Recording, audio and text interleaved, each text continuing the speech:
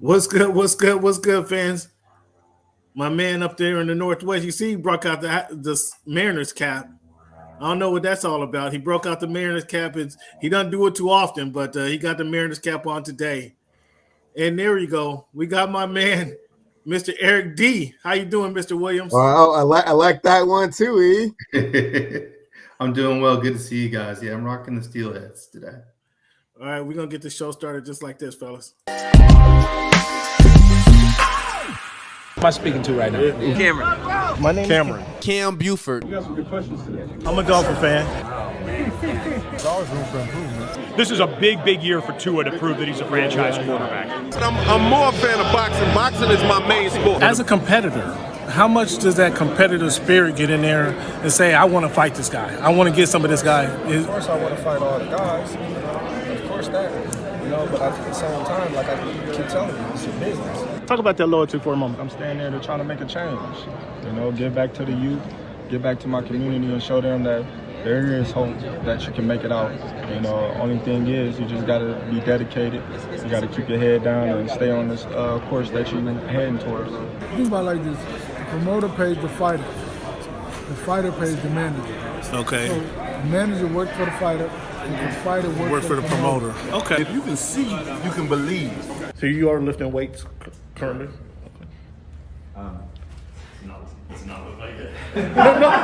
When he said it's easier to score in the NBA versus Europe, did you agree with them? To me, it's easy to score all over the world. Aaron, what has the game of baseball taught you?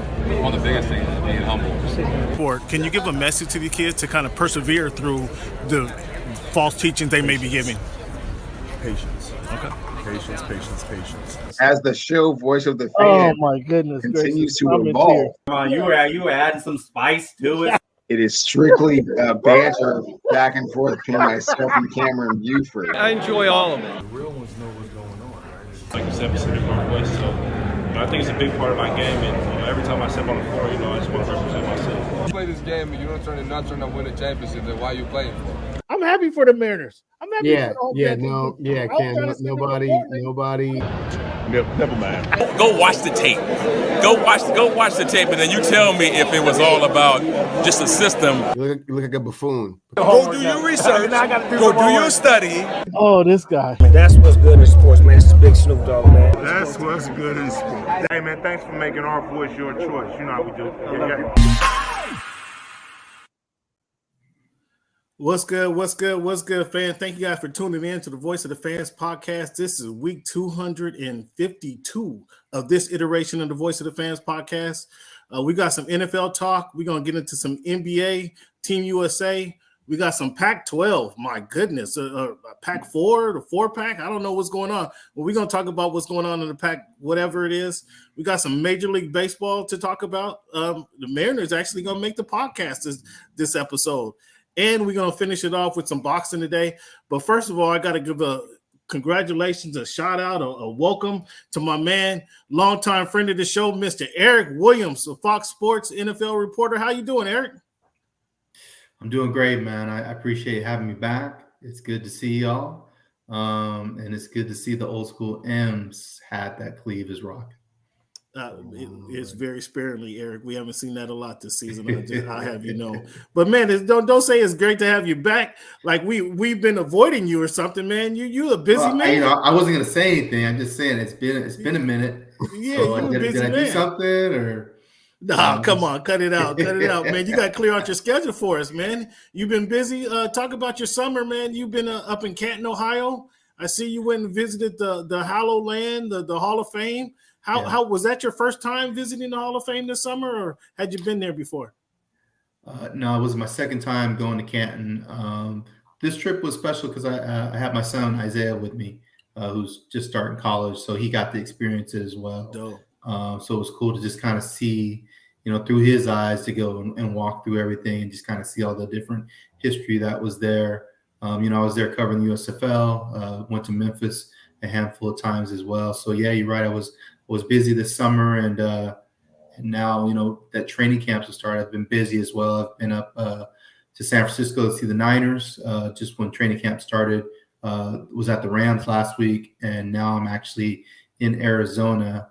Just went to Cardinals practice today. Okay. How the Cardinals looking? Is Kyler? Is he starting the season, or is he still injured, hobbled, or what? How's the chart? He's still working his way through. He was on the sidelines jumping rope and throwing a little bit during practice on Wednesday. He's still on the PUP list.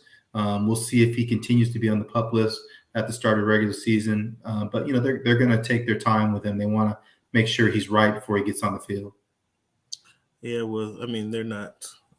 With Kyler, I hate to say it, with or without Kyler, they're not in playoff contention. So it's spring training for everybody. Everybody is 0-0 right now. Everybody believes that they can get to the playoffs. So let's not kill their hope yet. Let's at least let them play a game. I mean, well, we got to tell the truth here on the Voice of the Fans podcast. I mean, yes, we do. They're not only are they in a tough division, but they're climbing up the hill this season. So their vision is tough. I mean, they got the Niners to deal with. They got the Seahawks to deal with. It's a top heavy division because they're going to be competing with the Rams. And just my honest assessment, they're competing the Rams for the bottom of that division there. So we'll see. No doubt, Cam. I mean, obviously, the Niners went to the NFC title game last year.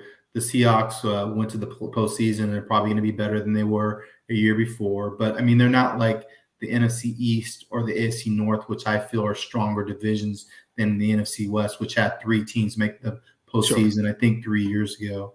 So it's not to the level of they were a couple of years ago. But you're right. They do have some strong teams to contend with and a rebuilding team in the Rams. When we're talking about tough divisions, man, I didn't hear you say the AFC East, and you can't leave those guys out of this, Eric. Now, come on. Yes, the AFC East. I think the Dolphins are in the division, correct? Yeah, they just happen to be one of the favorites in that division. There just so happens that might be the case. But since you're in the NFC East world right now, let's stay on the NFC West, excuse me. And about those Niners, let's get it right out here in the front. Any reason Brock Purdy is not the starter of that team this season? No, I was stunned at the arm velocity that he had watching him throw the first day of practice 4.5 months after having surgery on the Tommy John ligament. I mean, he looked like the same dude last year. So that, give him props and credit for being able to work through that rehab and get to the point where he's on the field right now, and definitely the unquestioned starter for that team. And if he plays like he did last year with all those weapons, they had Hargrave defensively, who looked unstoppable in training camp. So they're upgraded defensively. They have all the pieces, to contend for a Super Bowl if they can stay healthy, which, has been an issue for this team in years past. Yeah, well, health is an issue for everybody, as we know. But I've been trying to tell my partner, Mr. Eric, on the show for 2 consecutive months. It was 6-1. It was 7-1. It was 8-1. I'm asking him if he believes in Brock Purdy yet, and he still, even going into the playoff team, had no belief in Mr. Brock Purdy. So, Mr. Cleavon, now that you heard it from the experts, do you have any faith in Brock Purdy and the San Francisco Niners winning that division this season? Those are 2 separate questions, Cam. With regards to Brock Purdy, no, I'm still not sold. I don't think the body of work is extensive enough to extend him the rope that he's been given. I think that, unfortunately for Trey Lance, it's been an unfortunate set of circumstances with regards to injury and what he hasn't been able to show what he can do on the field. Mm-hmm. And I think it's still very much a conundrum as to why you would pick someone with a second pick in the draft that's never, ever had a legitimate opportunity to start. He had an opportunity. He did have an opportunity. Certainly he did. And when he won the starter position, he got hurt, and then he's lost his position to injury. He got well equipped. Yeah. So that they feel like, what they were able to, accomplish with Purdy at quarterback is sufficient enough. However, the league has a way of catching up with you if you're not really who you say you are. And 9 games into it, I'm not 100% convinced on what he can do. I still think that the San Francisco 49ers are a vastly different team, playing from behind, adverse playing with the lead, even with that great defense and that great running game. If you're expecting Brock Purdy to come out and get you 10 points in the fourth quarter, question mark for me still. I think those are all fair questions. So you're right. I mean, it's like 9 games. It's not a full season that we've been able to see him do this. So I think the jury's still out. But one thing I will say is, unlike Trey, Brock played 46 games in college. And I think that's a huge thing for him going into where he's at, just because I think he's used to being in that situation a little bit more than Trey. Trey not only didn't play very much in college, but he played, Division I AA. He didn't play against the same type of competition. Brock played in the Big 12. So I think that's why you see maybe the disparity in terms of being able to handle those high intensity moments that you're going to see in the league. The reason I say that I'm in on Brock is because I just feel like he's unflappable. Like, he's already dealt with a lot of adversity in his career. He was the last pick in the draft. He had to fight his way to where he's at now. And it means a lot to him, because to come back for what he came from, which was supposed to be a 6-month recovery, and do it in 4.5, Brock doesn't want to be Wally Pitt. He already knows. Exactly. He already knows whoever you throw in there is going to do work, because the team's so good. Right. So he doesn't want to give these other guys like Sam Darnold and Lance an opportunity to go in there and light it up. And then now he's kind of, sitting back, and, it's money too, right? I mean, he's on a 4-year deal. He's only going to make $870,000 this year. So he needs to get out there and play in order to earn that next check. And they, talking to people within the organization, they do trust him. The players love him. The players think he's a baller, kind of like they felt about Jimmy G, before he moved on. They have a lot of confidence in him when he's out in the field. But you're right, Cleavon. Like, he's only did it for 9 games. He has to go out and do it again this year. And I wouldn't bet against him. Yeah, I think his stability, and he's not spectacular. He's not Dan Marino. I'm not going to even question that. But just the experience and the ability to lead the team, I think he showed that over a couple months into the playoffs. He didn't do this for the first 2 months of the season. He did it during the critical 2 months of the season. That second third, that third of the season, when your teams are playing for playoff positioning, that's when he showed he's able to play the game. So into the playoffs, obviously before the injury, he showed to me that he's a baller, as you mentioned, and can play. So that's why I have faith in Brock Purdy, and I believe he should be the starter. Trey Lance, hey, big guy. Work hard in practice. That's all I got to say. Is I do agree with Cleveland, though. I don't feel like they gave Trey enough of an opportunity to really show what he can do. He did get hurt. Wasn't he supposed to beat out Jimmy? If he was that good, he would have beat out Jimmy. He started in front of Jimmy the second year. He was the guy, but then Shanahan ran him up the middle and he got hurt. So I didn't agree with the way that Shanahan used him. I thought he ran him too much. But the reason Shanahan ran him a lot is because he didn't feel comfortable with him, using the full inventory of the offense. So, I just feel like it's best for Trey to get an opportunity with another team to kind of show what he can do, whether that's, Minnesota going back home or, I'm not sure where that opportunity is going to present itself, but, I think he needs to get to move on and go somewhere else. Wow. I think that's a whole. We could do another show on that alone, but that's a tough call for now. You don't make it in one spot. Who essentially they gave up the house for him, right? And then you didn't really produce there. Now you're talking about. Minnesota sounds like a good spot, because how long can Kirk Cousins continue to play as consistently as he's been? So I believe Kirk's on the final year of his deal.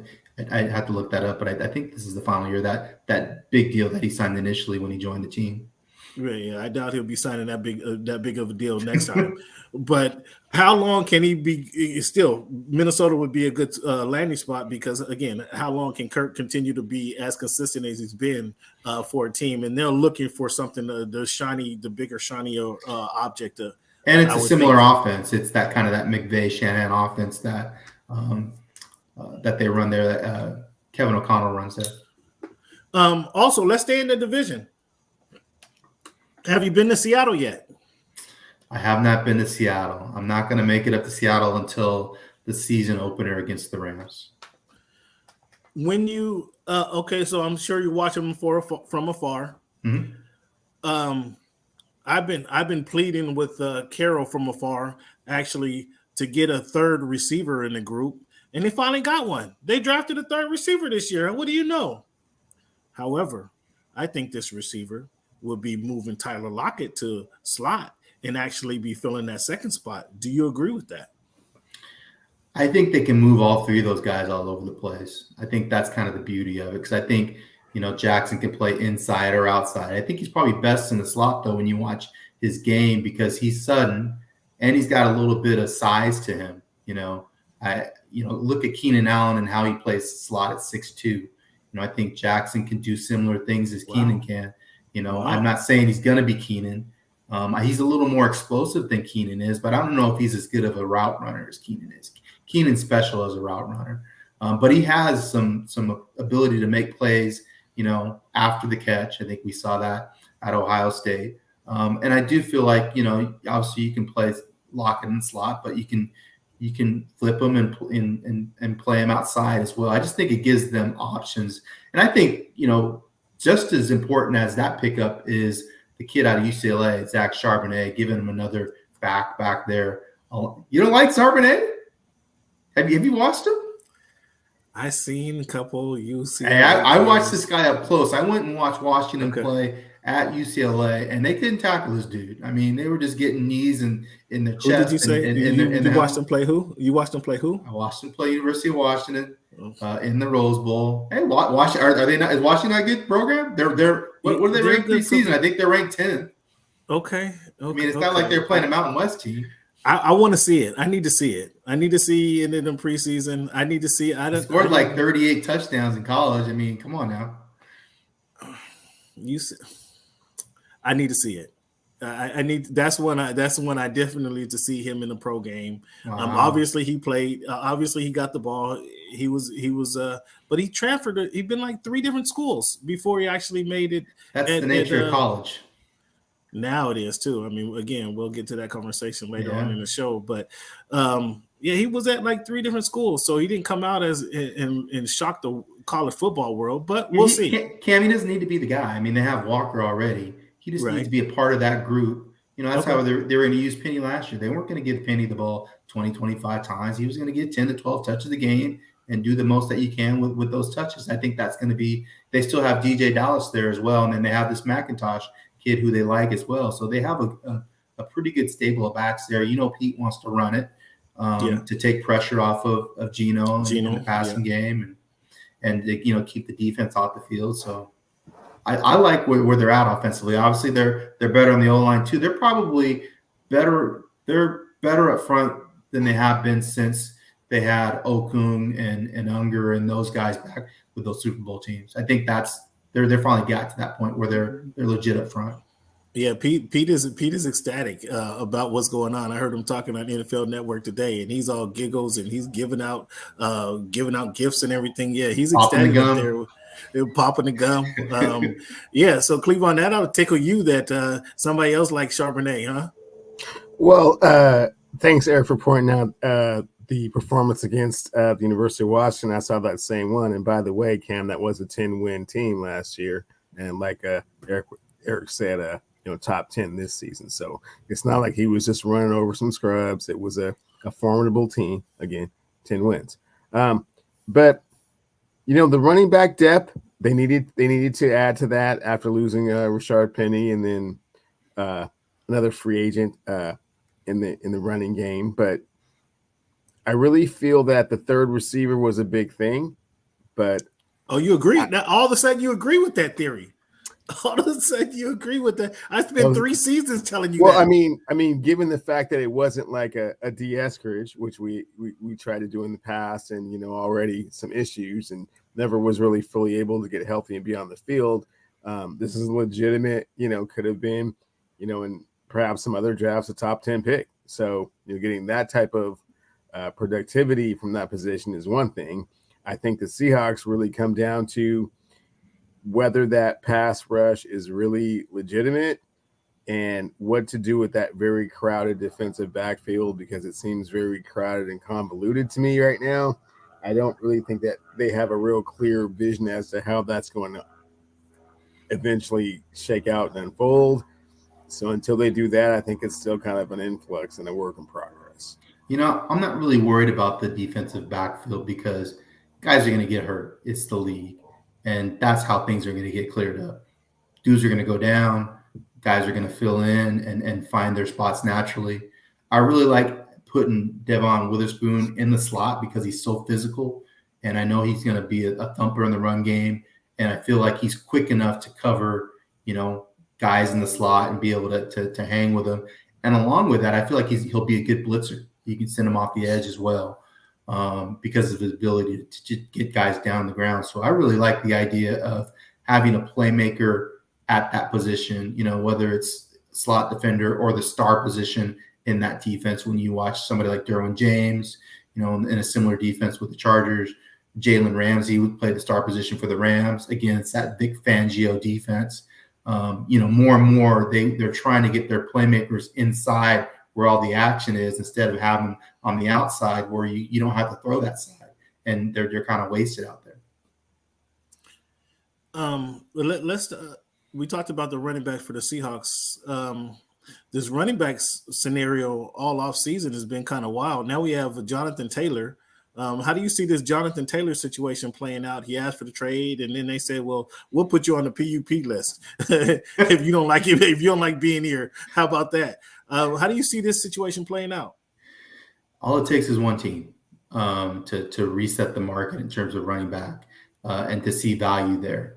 I don't feel like he had any other choice but to come and do this with the way that things were going in terms of guys being franchised and not feeling like they're getting their value. I mean, running backs touch the ball more probably than anybody, any offensive player on the field. So I don't, you know, I understand that there's a large supply of guys that are coming into the league that can do similar things. You look at Pacheco and what he did.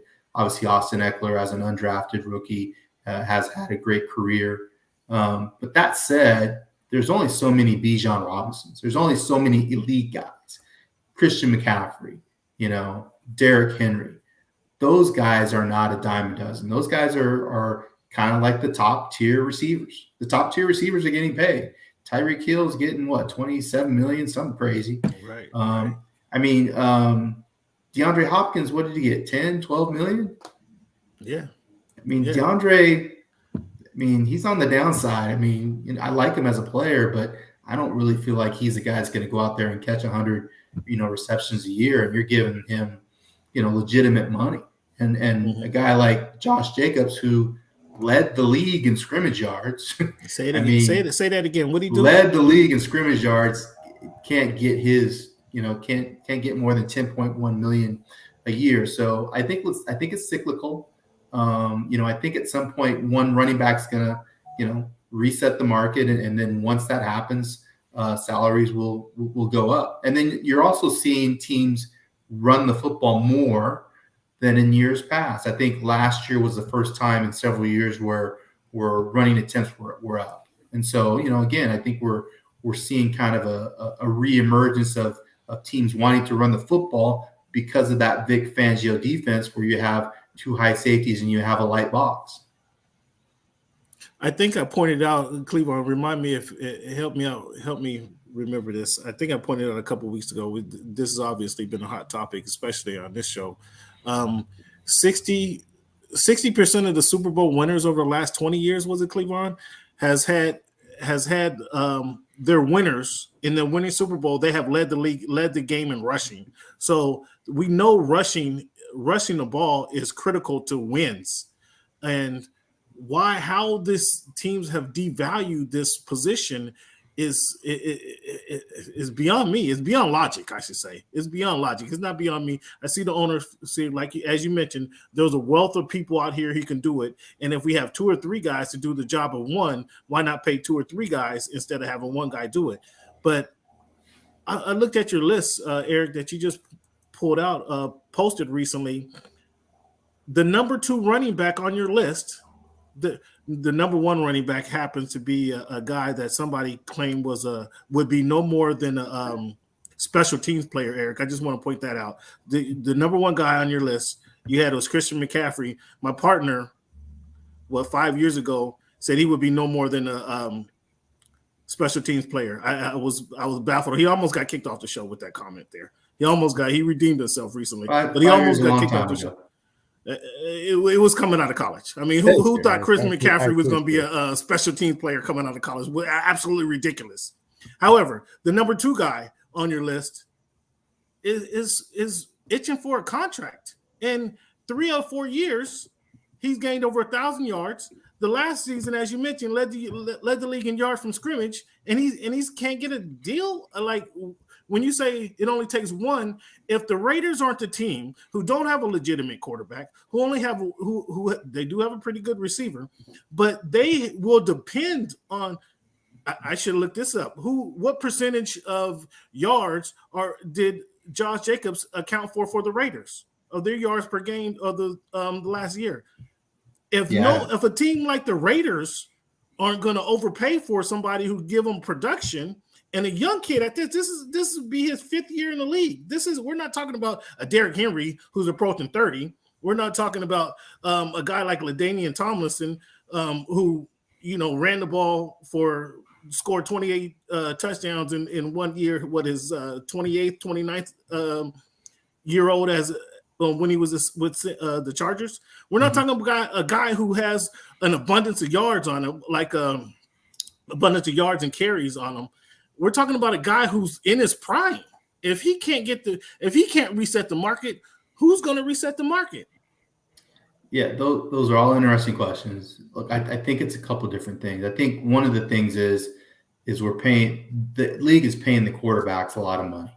I mean, when Daniel Jones is making $160 million, then Daniel Jones is kind of an average quarterback, and he's making a lot of money.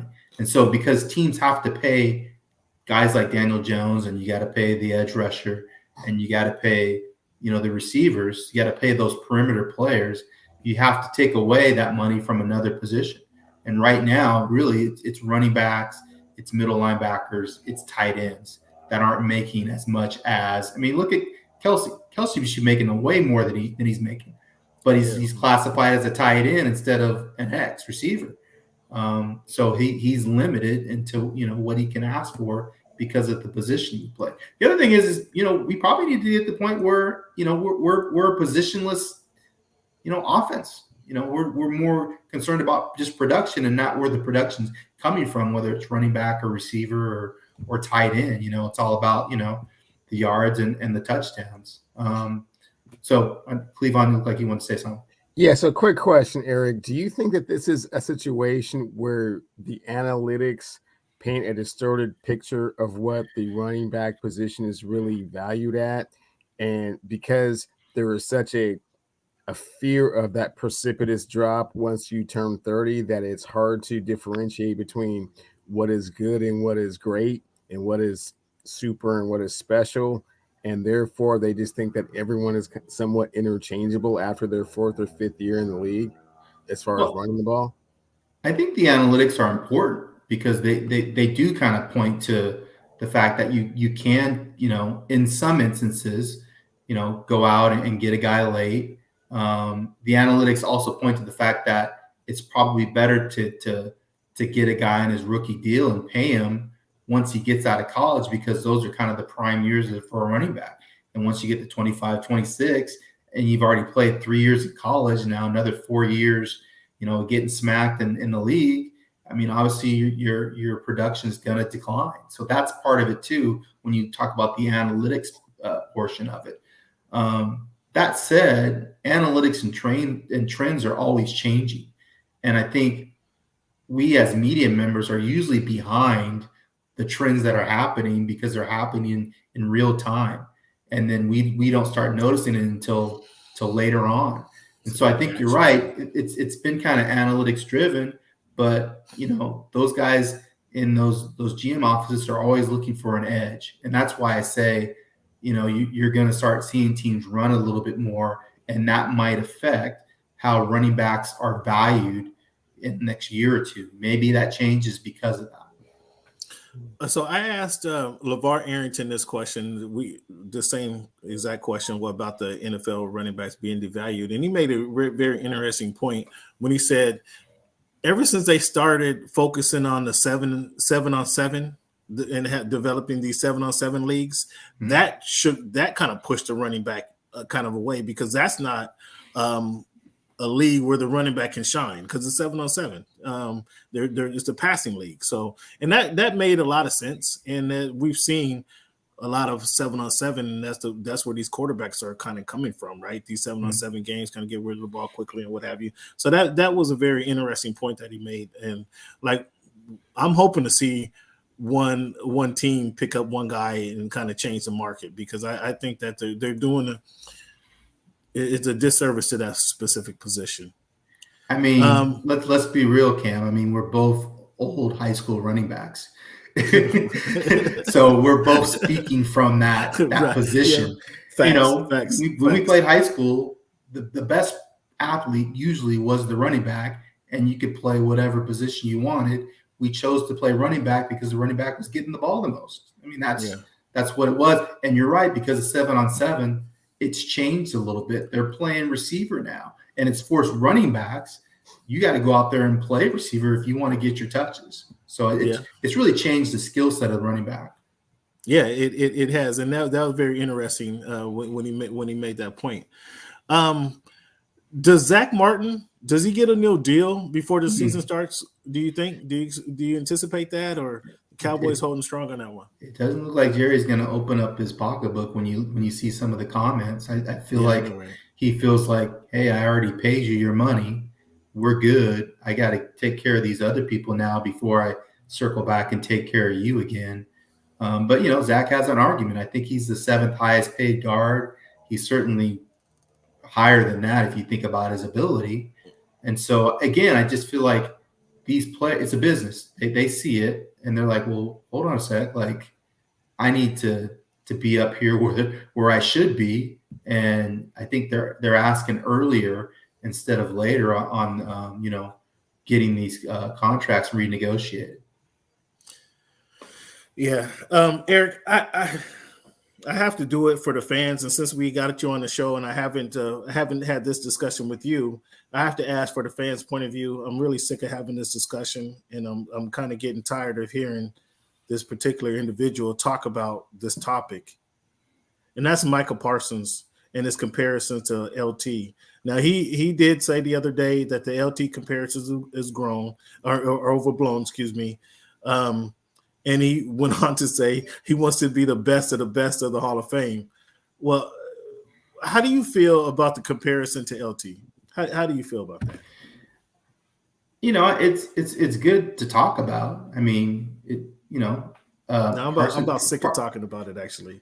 He's a really good player, and he should aspire to be the best. And LT was the best. I mean, he was the best edge rusher in NFL history. I mean, who else do you want to put up there with LT in terms of what he could do as not only as an edge rusher, but just as a mean, angry football player back in the day, where you could do stuff that you could not get away with in this era. Today. That's true. There's no way you could get away with the stuff that he was doing. So I think, for people that grew up watching LT, or you get in your feelings a little bit that you're actually making the comparison. But I think it's good for guys like Parsons to be aware of the history of the league and be, he's not comparing himself to Von Miller, he's comparing himself to LT. I think that's kind of cool, to be honest. And that's but we kind of get in our feelings a little bit as curmudgeonly older guys that it's I guess it's like the Michael Jordan argument in basketball, right? we don't want anybody saying they're as good as Michael Jordan because we saw greatness up close. I got to see Jordan play a couple different times when I covered the NBA, and those were special nights because you knew you were watching one of the best players, if not the best player in the NBA. So I just think it's just pushback from middle-aged guys that they kind of want to keep those guys up on their pedestals, I guess, when you think of somebody like LT. Yeah, I don't think there's any comparison to LT. By his second year in the league, he had won 2 Defensive Players of the Year awards. So I mean, and four total. Yeah. So what are we talking about? Right. So I mean, if Aaron Donald was saying it, you'd be like, yeah. There's a different argument there. Aaron Donald's put years into the league and consecutive years of being dominant. Where I mean, this is a young guy who And it might be the media. It might be the media kind of overblowing it as well by asking me these questions. But I think I think we got a lot of years to go before we can legitimately have that discussion. Yeah, I want to ask you, one of the things I do want to know from you is kind of what are your top storylines going into the season. But before we get to that, there's a couple of things I want to point out. And Deshaun Watson versus Russell Wilson, like, who has a better season going into next year? Ooh, I'm gonna say Russ because of the coach. Because of the coach. I think Sean's gonna put Russ in good situations and kind of get back to the bread and butter players that he was successful with when he was with Seattle. Deshaun, I'm still kind of, I'm waiting to see. I don't know. I'm not sold on the coach. So I think that's my issue with Deshaun is I don't know if that coach is going to put him in the best situations for Deshaun and the offense to be successful. So we'll see. Oh, good point. Cleveland, you want to comment on that? No, I basically agree with that. I think that the situation that Deshaun Watson would have been in a couple of years ago had a lot more explosive weapons around him. I don't really see the explosive weapons around him that Baker Mayfield had a few years ago. I think that's what they were trying to do, is that their solution was to just interject a really good quarterback in that same position with those same players and have different results. Unfortunately, the NFL is fast moving, ever changing, and once the musical chairs stop, it's not quite the same team. I think Russ was extremely embarrassed about the results of last season. And the way people kind of admonish him and kind of walk by him, Jamal Murray not even acknowledging him in the finals when he stuck his hand out was kind of like, oh, and they didn't even want to show the quarterback on the big screen. Every team does that. I mean, every city does that, right? So he's kind of like in this prove it year. I think he has a better season than Deshaun Watson, given like Eric said, better coaching, more structure. And a lot of question marks and uncertainty with regards to anyone other than Nick Chubb having an impact on offense for Cleveland. So what's a good season then for you guys expecting a rebound for Russ? Well, what's a good season for Russ? I mean, they're still going to be third in the division, and even at their best. At their best, they'll be third in the division. What's a good season for them? I think a good season for Denver's 9-8. If they can get to 9 wins and get close to a wild card. I don't think 9 wins is going to be enough in the AFC because there's so many good teams. But if they finish above 500, I think that's a win for Peyton and that's a win for Russ. Kind of restores his credibility a little bit. Okay. And the same question for Fields or Love.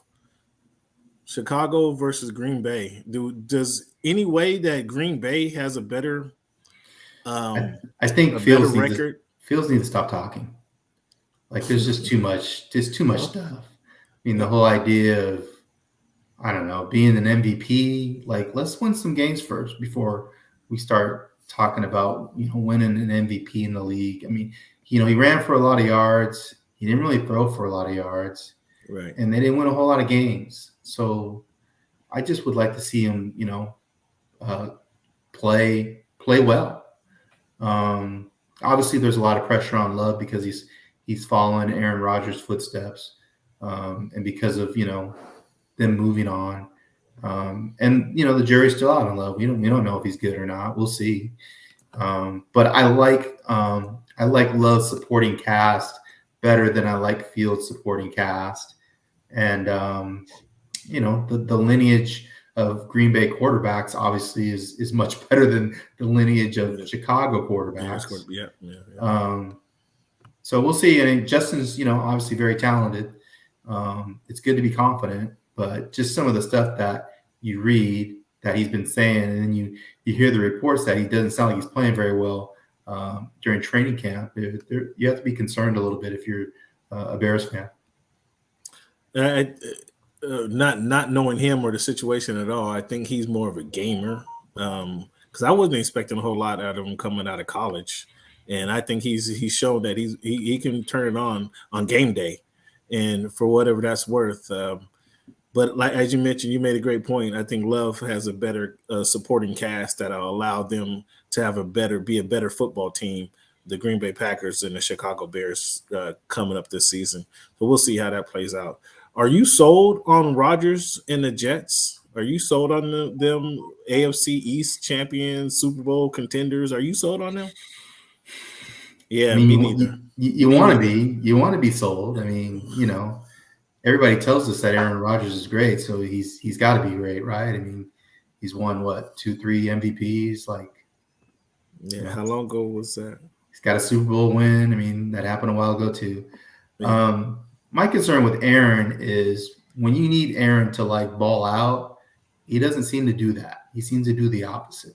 When you look at what's happened in the playoffs the last couple of years, it's been last year to get into the playoffs. Last year to get into the playoffs. Yeah. Whenever you need him to kind of put the team on his shoulders, it doesn't happen. And so now in New York, where there's going to be a lot of eyeballs, and they got weapons on offense. I mean, they got dudes, and their defense is legit. I mean, the only thing that was holding them back last year was, the quarterback and what was going on there, which wasn't great. So they should be better. But as you mentioned, the AFC East is competitive top to bottom. There's not going to be any easy games within your division. Belichick, they're going to be ready to go defensively when they face Rodgers and make it hard for him. Buffalo's really talented, and you're going to have to be able to score with the Dolphins. Dolphins going to score points, and defense should be better with Fangio. I don't know if I believe in the personnel, but I do believe in the coach and the scheme, and they'll be ready to play. Interesting. Cleveland. Tell Eric why he's wrong, Cleveland. Oh, sure. Cleveland's been a Jets fan. I'm surprised you didn't have a green hat on today. Not. Hey, slow down. Completely sold on the Jets winning the AFC East with Aaron Rodgers. If they get Dalvin Cook, they should legitimately have Super Bowl aspirations. Everyone always talks about this team with regards to Aaron Rodgers and Garrett Wilson and that offense, but this team is built through their defense, and it's better than good. It's actually top 5, and their coach understands where his bread is buttered, and he always defers to what the defense is going to do, pumps them up, lifts them up, lets them know for all intents and purposes, it begins and ends with you, and we get what we get from that offense, but we win or lose with you, and now they've upgraded that position. They upgrade that running back position as well. It's going to be a problem. I mean, let's be real. Robert Saleh looked like Pete Carroll Jr. on Hard Knocks. I mean, he was saying all the same stuff that Pete was saying. And, he spent time in Seattle as the linebackers coach, assistant linebackers coach when he was there, when Gus Bradley was the defense coordinator. And a lot of Pete seemed to have rubbed off from him and how he handles media and how he handles his players and how he kind of motivates them on a regular basis. I was really impressed with him in the first episode of Hard Knocks and his presence. And I really felt like he had a presence as a head coach. And you don't always see that from head coaches when you go and you cover different teams. And so, I agree. The defense can be a top 5 defense. I don't know if I would put them there yet. I know they played really well last year. Would like to see them, put another year behind that. But I do feel like with Rodgers, they're going to score more points, and so it's going to make their job easier. Thank you, Eric, for throwing some cold water on that. That was warm, Cam. I mean, what was so chilly about that? That's basically said the same thing I said. No, it wasn't actually. Eric, so talking about presence, it's been a long time, man, since we had you on the show, Eric. I'm just realizing that all these topics that are bouncing in my head. It's been a long time since we had you on the show. And we can't go this long without having you on the show again because you bring so much reality to the show. So now, when you talk about presence as a coach, Eric, when you talk about creating the culture from a coaching standpoint, Mr. Williams, do you feel the coach for the Los Angeles Chargers has done that? Do you feel he has created a culture of winning? And where do you see this? Not the ceiling is not the right question. Where do you see this going now? Now we're in year 3. Or are we in 3? Now this is year 3. So this is kind of we've been through the rough turmoil, right? We've been through some of the turmoil already. You got your learning curve is over. Cam, this is the Chargers.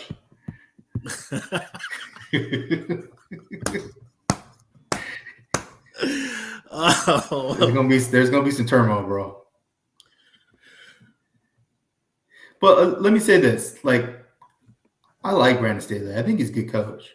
I think the problem is he's a first-time head coach, and so he's making a lot of mistakes that first-time head coaches make, both in setting a culture, in-game situations, and how he's handling personnel. So he's learning on the run. And I think that's kind of been the problem with the Chargers, since I guess you can go back to Schottenheimer. I mean, They've always hired first-time head coaches. They never bring in somebody in that's done it before, that has already been in that situation. So they're constantly, having a coach that's learning on the job. And so it is what it is. The quarterback's legit. I like them bringing Kellen Moore in for the offense. I like Kellen. Kellen can coach. Kellen can coach, and he can coach a lot of different types of systems. And the cool thing about Kellen is he can adjust week to week, based on the scheme and the defense that they're playing. And I think players are comfortable with him as a play caller and a person directing their offense. And I think Justin is comfortable with him, which is most important. That's the most important. But I don't believe the issues were Lombardi's fault last season. That's what I was going to say. The issue is the defense, and the head coach is a defensive head coach. So you can't have a head coach and the side of the ball that he coaches is struggling. Problem. Yeah. I mean that should be the strength of the team, not the weakness. But it's the defense. Well, and I thought their inability to run the ball then that was injuries. Once their line kind of broke down, that was injuries to key people on the offensive line. But their inability to run the ball hindered their success last season. They never replaced Melvin Gordon. When Melvin and Austin were together, I mean they just worked well because Melvin could hit all those in between the tackles and they could run Austin. And they just never, Justin Jackson was supposed to be that guy, but Justin couldn't stay healthy. Yeah. Quentin Johnson, is he going to be better than Josh Palmer has been for them? Because I thought Palmer has been really good for them. I didn't think they needed a receiver when they drafted Palmer. I see now that they needed another guy to when Keenan or Mike goes down. But yes. Is Quentin, is he going to be better than Josh Palmer has been for them? I don't think he needs to be better than Josh Palmer. I think you just mentioned it. Keenan missed 6 games last year. Mike Williams missed 4 games. So those guys are going to miss time. They're getting older, and they've had trouble playing a full 17 games. So basically, Q is there to play X when Mike is hurt, which inevitably is going to happen, or to slide in there and play some slot when Keenan's hurt.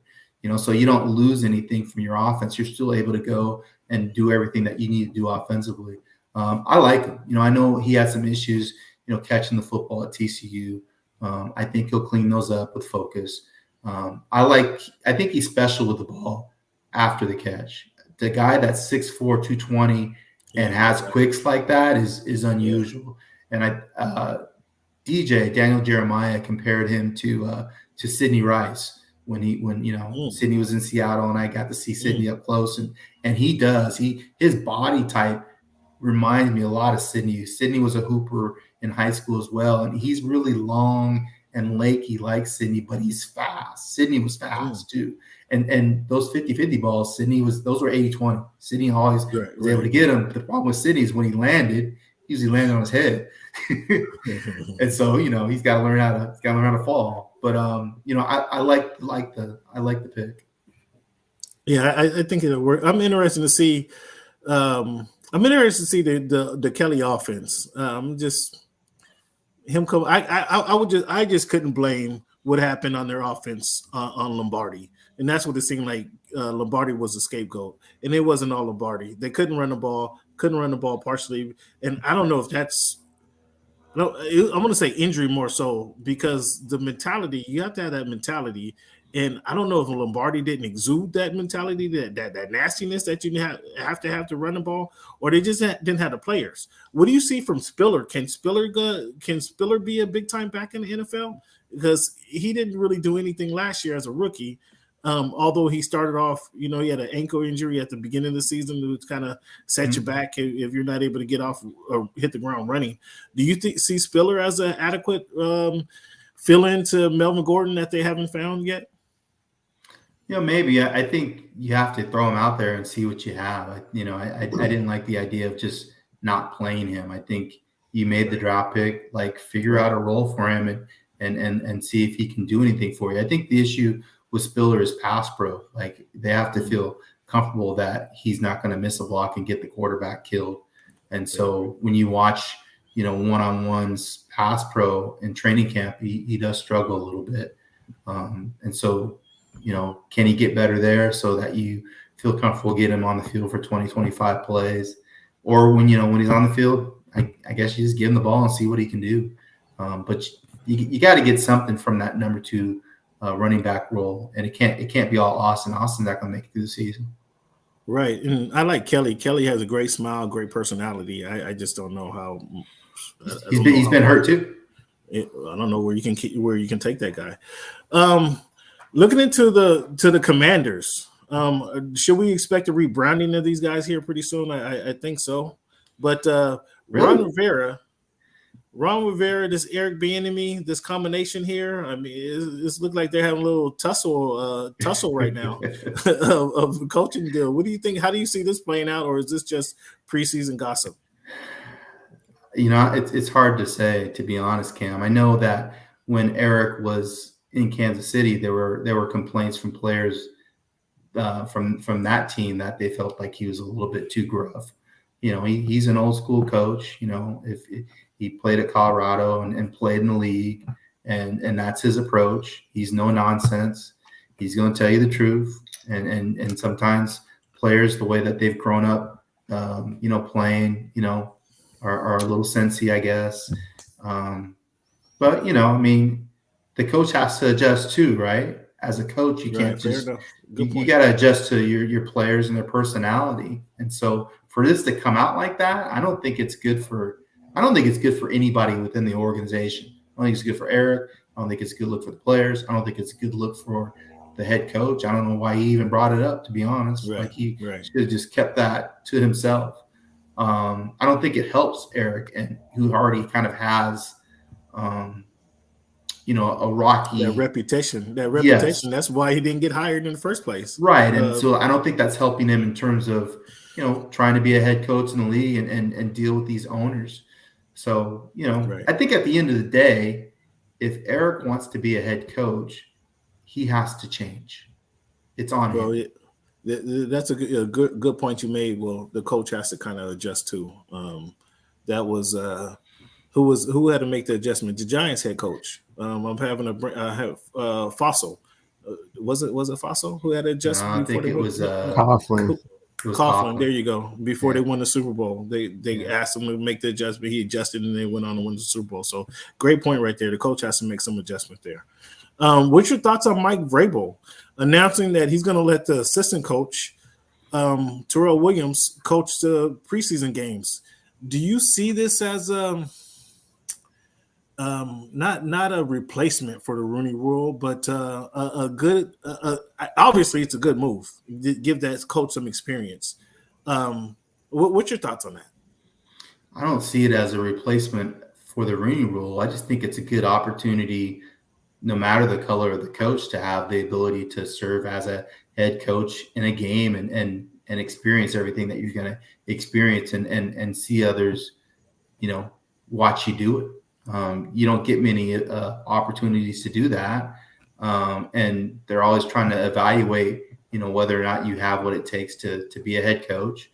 And this is certainly something that he could put on his resume that he did, and they can go back and watch the game and see how he performed. So I think it's important for coaches in this situation to get the opportunity so they can kind of continue to prove themselves, and owners can kind of get comfortable knowing, like, a lot of owners probably don't even know who this guy is, but he's going to be on national television doing his thing. And so the exposure alone is going to help him once it comes time to be interviewed and those kind of things. Yeah, it's another reason I like Mike Vrabel.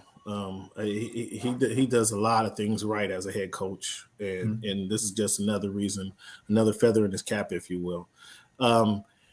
Speaking of preseason, Eric, to play or not to play your starters? I mean, that's a huge question. What's your thoughts on playing starters? Should they be playing preseason games? Should they be playing quarters?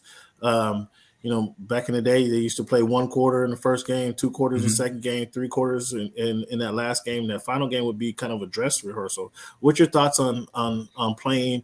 And should these teams – you don't want to get hurt. Obviously, injuries are part of the game, but using that as an excuse, I mean, you can get hurt week 1 to week 13. So it can happen on any game. So to say I'm not playing my guy so he doesn't get hurt, I think that ruins – kind of then that makes week 1 through 3 kind of your de facto preseason games, and you're kind of gifting those games away. Because if you come out and play in the preseason and you have your guys actually ready in week 1, then you have a better chance of winning those games while everybody else is kind of dicking around and trying to get comfortable. What's your thoughts on the preseason?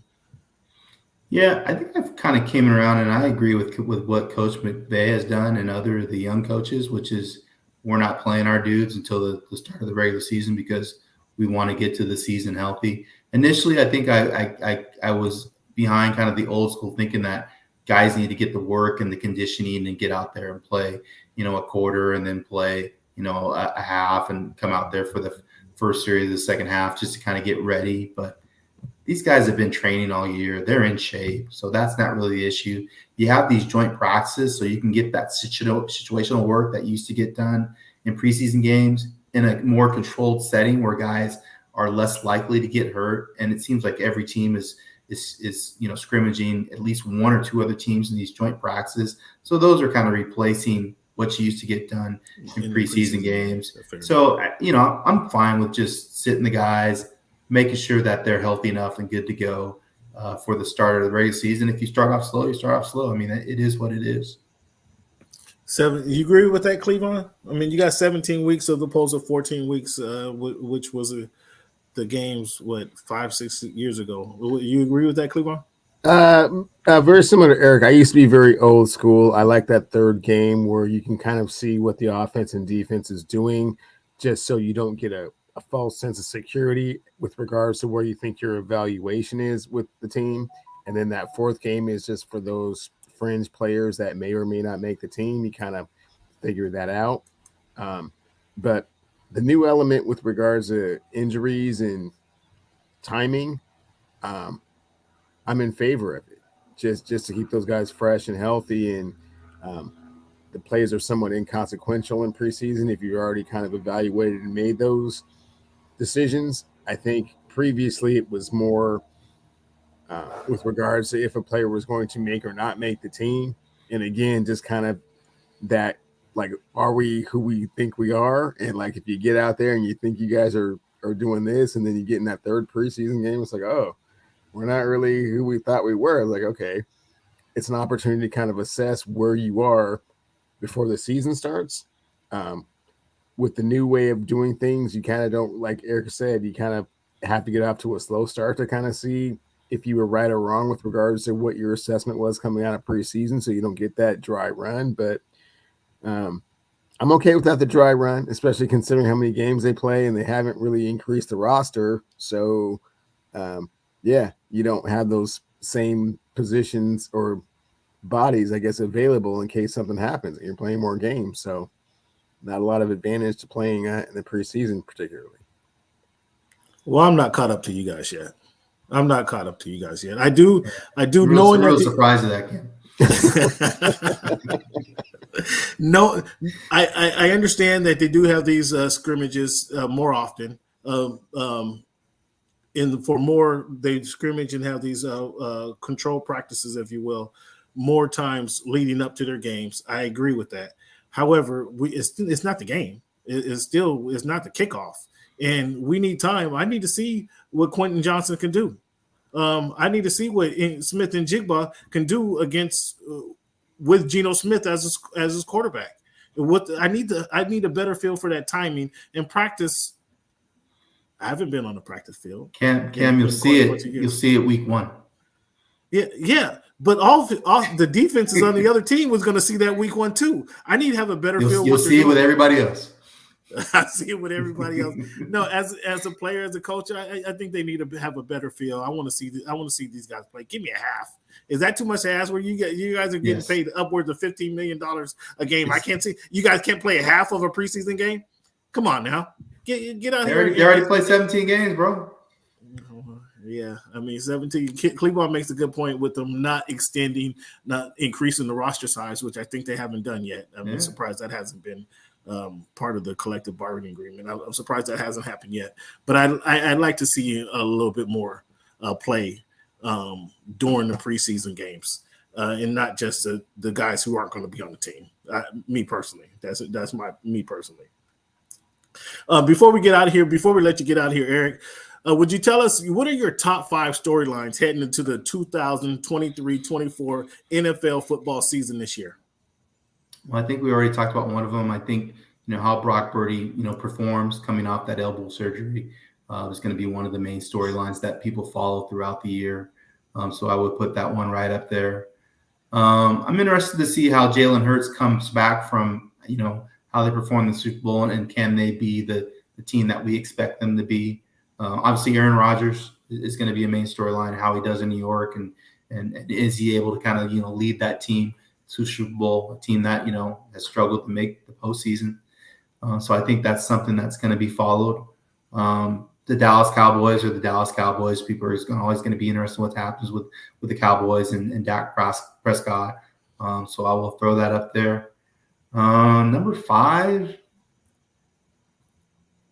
I mean, I mentioned you can always throw the Chiefs out there, obviously because you're interested in Patrick Mahomes. I'm going to go with Jimmy G. I'm interested to see what happens with the Raiders and if that's going to work and what happens with Josh McDaniels. Is this the same story all over again with what happened to the Broncos when he was there and struggled to really kind of, make what, happened to New England, Belichick happen in these other teams? Or is he finally going to get over the hump? With now his quarterback that he wanted, that he had in New England, leading that offense. So I'll throw Jimmy G out there. Well, those are pretty good ones. Jimmy G, that's kind of down the line for me. But yeah, what happens to Josh McDaniels and the Raiders? That's a toss-up because as we mentioned, they're not going to have their bell cow back. As it's down now, they're not going to have their big guy, and Jimmy G. Does he go down week 6, week 7, week 8? Which week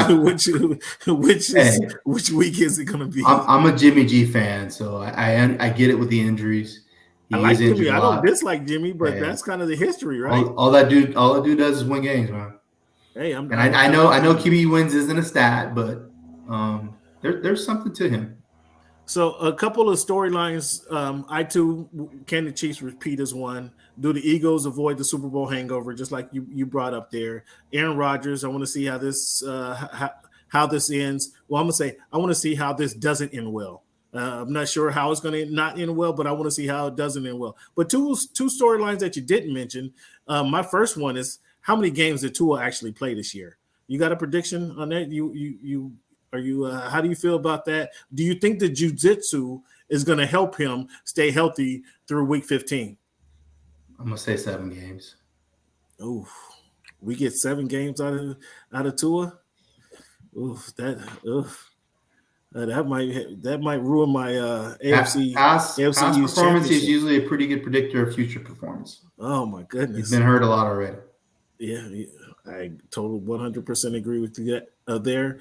And then how the Chargers rebound from that horrible playoff loss? Like, that was a terrible playoff loss. How do they respond? And this is what I don't want to wait till week 1 to see how these guys respond. I need these guys focused, man. I need these guys mentally prepared and what I don't like about this is not particularly the Chargers. What I don't like about waiting till week 1 is defenses are already. It used to be defenses were ahead of the offense. Now 7-on-7, everything's catered to the offense. The defense is not used to hitting and tackling. If you don't practice it, and if you don't practice, you're already not practicing that during practice because you don't want to get your guys hurt, right? And then these scrimmages, these joint practices, joint scrimmages. Once a couple guys get laid out, they're calling practice. They're stopping practice. That's not what we want. We don't want you guys laying guys out. So defenses need to be in the rhythm of hitting and tackling people. You just don't pick that up just because you've been lifting weights and you've been running wind sprints. You just don't pick that up in week 1. And so that's another reason I want to see. I need to see guys hitting. I need to see it. You sound like Clint Eastwood and Gran Torino. These guys have been tackling people since they were 8 years old. They forgot how to tackle. Like, come on, man. Like, they haven't know how to tackle anybody for 6 months, Eric. They know how to tackle dudes, man. They will figure it out. If they're coached well, they will figure it out. Now, the Seahawks had trouble tackling people last year. I don't know if they were coached, they're coached well going into it. I think they'll be better this year, tackling from the onset, and that's because Bobby Wagner said.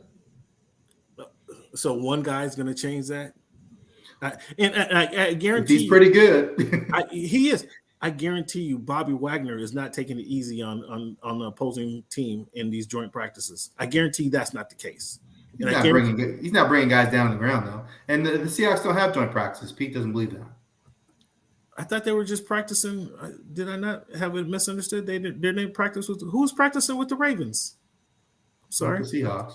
Okay, all right. I may have that misspoken. Eric, we want to thank you for joining the show, man. Let the people know where they can find you.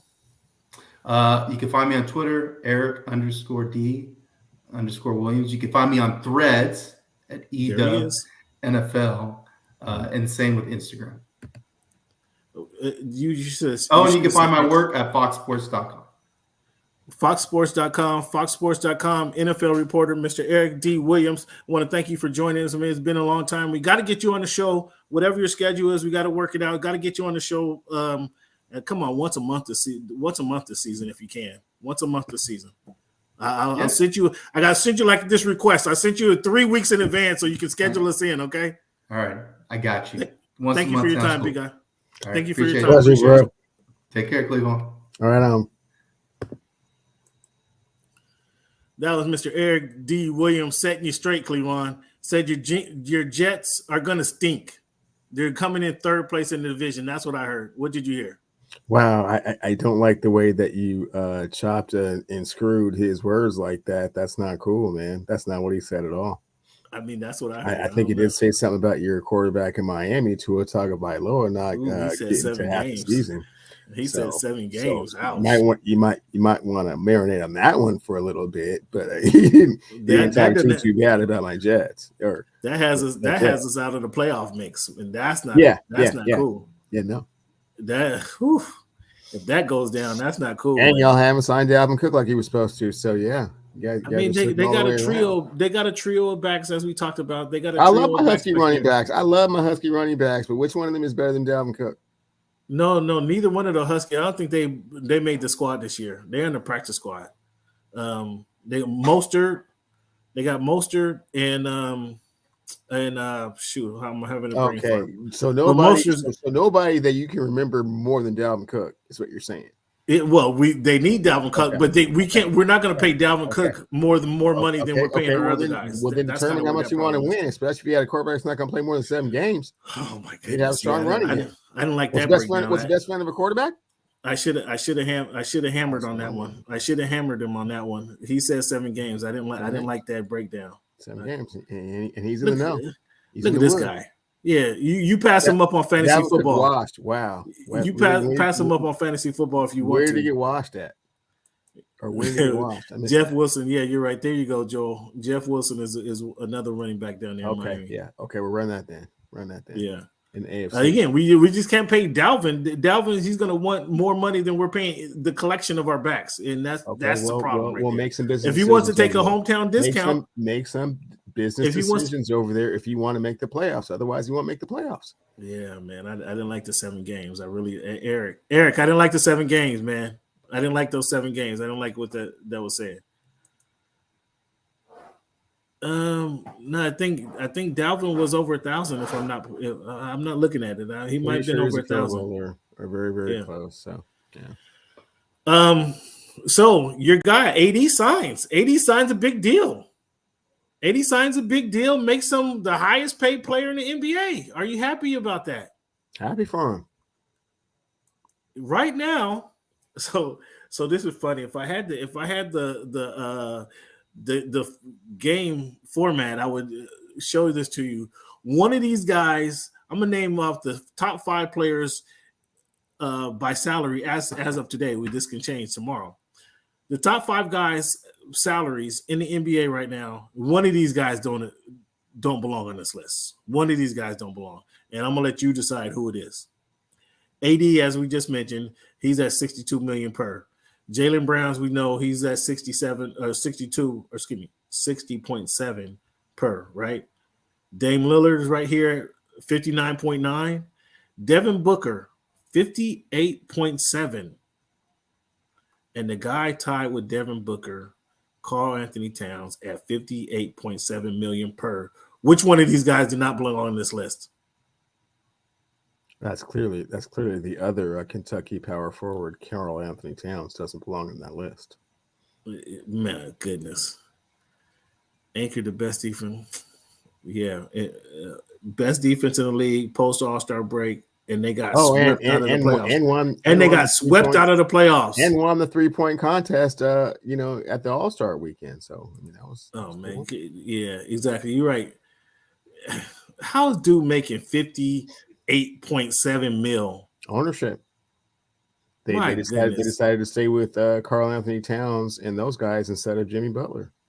You need to talk to your boy A-Rod, Alex Rodriguez. He need to restructure some deals over there. Carry the Lakers to the playoffs in the second round. Okay, but was he on the floor when they got swept? Was he on the floor when they got swept? Help me out. So I don't recall. Did you see that part carried the Lakers past the defending NBA champions in the second round? Did you catch that part? No. My question is, was he on? You guys are ignoring. Was he on the floor when they got swept? When they got swept out the playoffs, was he on the floor? It was all men. All men on board. Yeah, everybody was on board. Yeah. So he was on the floor when they got swept. Okay, sure. And that's worthy of 60 mil. Much more so than the Jaylen Brown swept. Yeah, much more so than the Jaylen Brown funds, for sure. Did you hear that part, Joel? You don't want to mention that sweat part. You want to glossing over that. Give me all these stats. This is your guy. This is your guy, Cleveland, just statting us to death. NBA champion, right? He is the NBA champion. Can you say swept? SWEPT, swept. Can you say that one, Joel? Oh, okay. All right. My guy, Josh Hart, about to sign 4 years for $81 million with the Knicks. What'd you think about that deal? Love it. Josh is one of my favorite players in the league. You want to know why I love it, Cam? Because it just goes to the irrational focus and perspective of the New York Knicks. Keep signing Julius Randles and Josh 20 Hart and 20 Mitchell 20 Robinson. mil, that's like average right hundreds now, of millions of dollars. And, that's like average. That's like average try, in the NBA. And then try and get past the second round of the playoffs. I mean, that's like. And then when you don't, give me some weird, lame ass excuse. But that's like average. 20 mil in the NBA. Come on, that's average, basically, pretty much. I mean, I know it sounds like a lot of money. It's average until you run out of cap space and you don't want to pay that double luxury tax. Yeah. Best rebounding wing guard in the league. Oh, that's great. Well, I mean, he's a solid defender. The Lakers shouldn't have let him go. They had him. Okay, Lakers had other priorities, and don't worry about the squad, man. Don't worry about what the squad's doing. I mean, they'll be at home. They'll be at home in the off season. Okay. Well. What did they say? They traded for a first round pick. Yeah, and they didn't want to pay him. That's what it comes down to. The Lakers don't like paying those guys who actually produce. Okay, don't worry about how the Lakers squad is shaking out. Okay, they're just fine right now. Thanks for asking. AD. Yeah, that's a good. I guess that was a decent move to get AD. Team USA dominates Puerto Rico. Did you have to catch a glimpse of these guys the other night? A little bit of cohesion there. I like the way what they were doing a little bit. Yeah. Brunson running the court. You see how Brunson was running the show? Great. Yeah. Brunson running the show. I saw a lot more Edwards kind of doing his Anthony thing. Edwards doing it. Anthony Edwards is growing. He's growing into the position there. Mm-hmm. So yeah, it was close in the first half, and then they turned it up in the second half and just kind of ran away with it. Those guys is balling a little bit. I was impressed. I have to say. They're going to get Josh. My man didn't play though. Josh Hart didn't play in that game. No, but this is a JV. This is not going to be the Olympic squad, but this is just for the FIFA.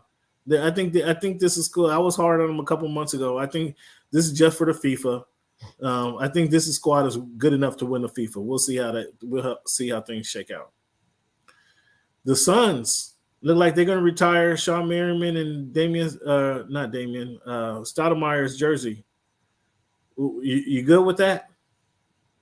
I'm good with the Amari and not the Sean Marion's a little weird. Retiring that number. Sean, I can't even think of what Marion shot. What, he was 31? Was he? They went to the finals. They was in the finals with him. So, no, excuse me. They were not in the finals, huh? They didn't make the finals, did they? I was trying to give them too much credit. That was the 93 team that made the finals. He was on that team. I mean, the Matrix. He was a Matrix. Sean, retired number? Nah, my dude. No. I mean, it's not like Paul Gasol going up in the Lakers rafters, but for them, it's a decent retirement for the Matrix. I mean, he was a focused part of their team. Stoudemire. Well, no, Paul Gasol won 2 championships. So that's much more feasible than Sean Marion. Stop. Don't give me stop. He was riding the coattails of Andrew Bynum and Kobe Bryant. Cut it out. Cut it out. Because I said it then. Okay, Paul Gasol. I'm saying a Hall of Fame. They should have put Paul Gasol. Paul Gasol's number should have been retired on the other side of the stadium. His number can't hang next to number 8 and number 34. That's an atrocity. That's an atrocity. Champion has a much better, reasonable opportunity to get their number retired than someone that's never been to the NBA Finals before. Again, Paul Gasol probably they should have. I mean, and you're just being hard on Powell because of the lineage of the franchise, which I understand. 17 championships. I mean, his number is hanging next to Kobe and Shaq. You cannot tell me that that's a legit. That doesn't look right. When I just said something up here doesn't look right. Somebody up here doesn't belong. Okay, that's Paul Gasol doesn't belong next to Kobe and Shaq. Cut it out. Calm down. I'm just saying. You asked about Marion. I mean, again, for the Suns, I mean, it is what it is. It is what it is. Do you have an issue with the Orlando Magic?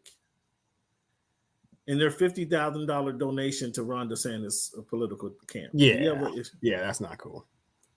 I mean, why do they think that was cool? Why did they try? How did they try to sneak that in there and be like? I don't even think they tried to sneak it in. I just think that they were just being billionaires, doing what they do, supporting their guy, and didn't realize it was going to be this kind of a thing.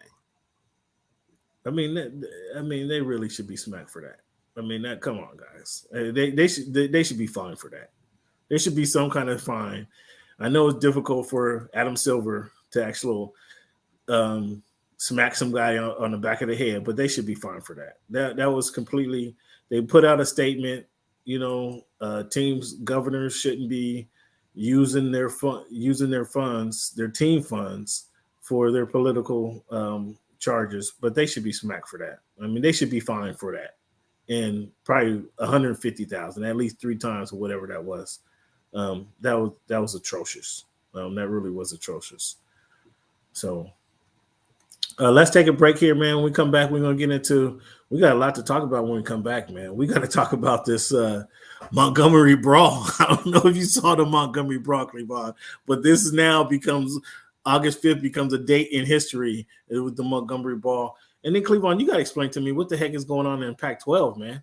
The whole Pac. I mean, it's not even a Pac-12 no more. Right now, it's a Pac-4. You got to explain to me what's going down and the winners and losers of the college football. We're going to get into that. Cleavon, are you into Messi Mania? Have you joined Messi Mania at all? Not quite just yet, no. Not quite just yet. I mean, Messi Mania is I guess the circus is traveling the country, and we'll see how that goes. And then we're going to talk some boxing. You got a pick right a couple weeks ago. You got that right. So we're going to see your thoughts on some upcoming matches. Where we go from here. And fans, I think this is the second time all year where we have actually some Mariners conversation. We're actually going to talk Mariners baseball here in a little bit. So let's take a break here, Cleavon, and when we come back, fans, we're going to have the second half of the show. Planning a vacation can be a lot of work, and you never know if you're really getting the best deal. Working with an Evolution agent and booking an all-inclusive resort takes the stress out of planning a vacation. Where else can you stay in high-end accommodations, eat at your choice of restaurants, and have fun, all covered under one cost? With an all-inclusive vacation, you can relax and have fun without worrying about the bill. And when it comes time to find your perfect all-inclusive, your Evolution agent is ready to help. Do you want a family resort with fun for all ages? Or an adults-only getaway for any type of couple? Your Evolution agent knows the best places to go, the best time of year, and what to really expect. Call your Evolution agent and let them do the planning for you. So all you have to do is relax and enjoy a stress-free prepaid vacation. Call today. They have access to timely specials that will end soon.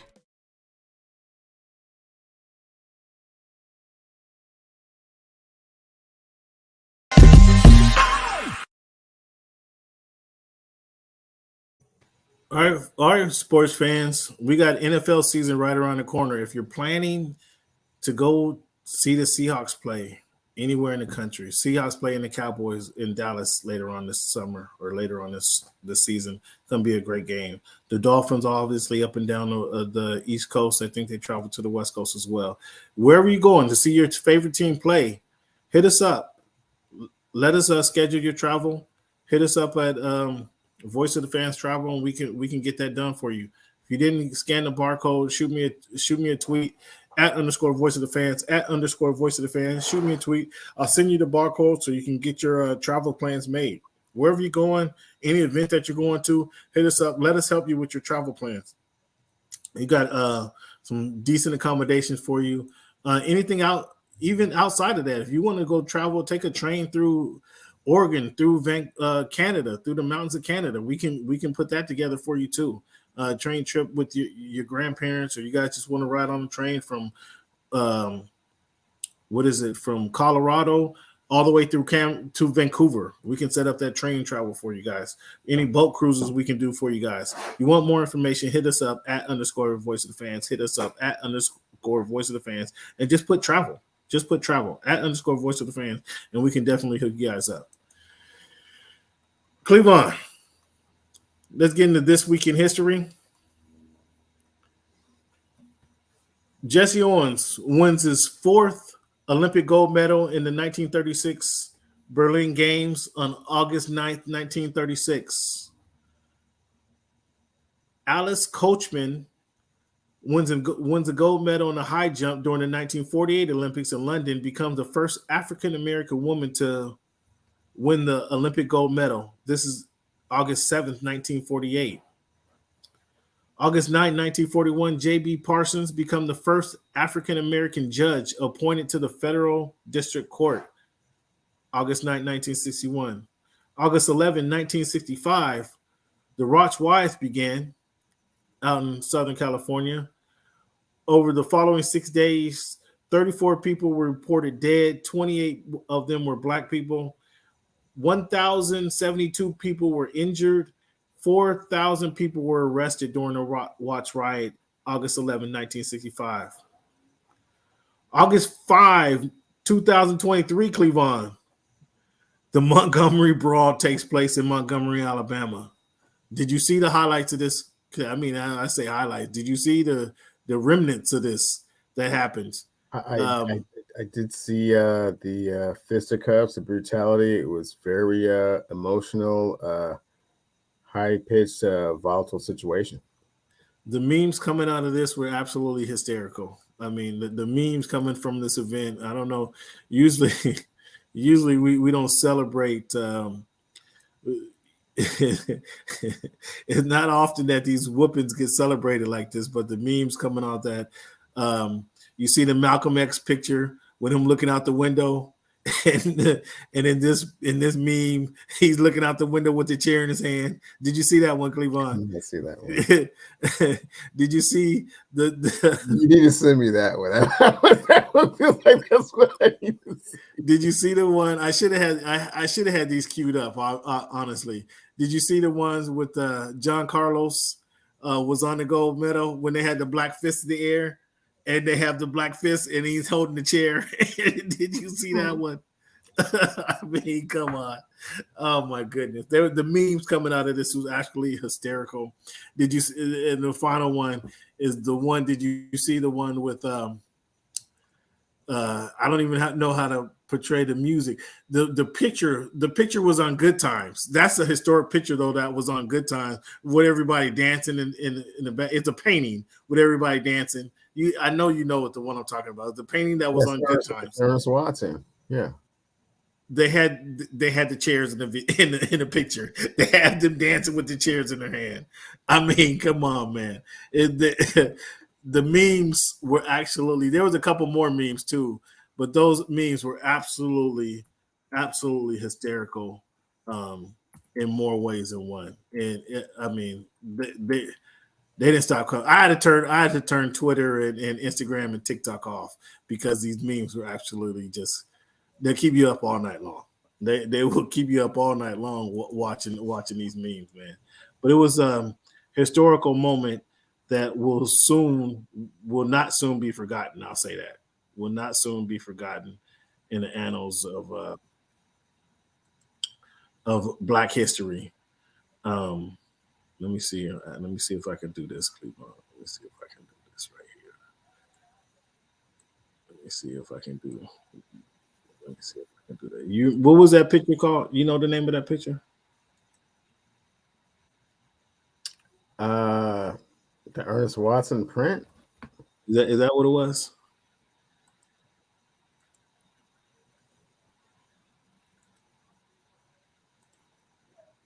Can you see that one right there?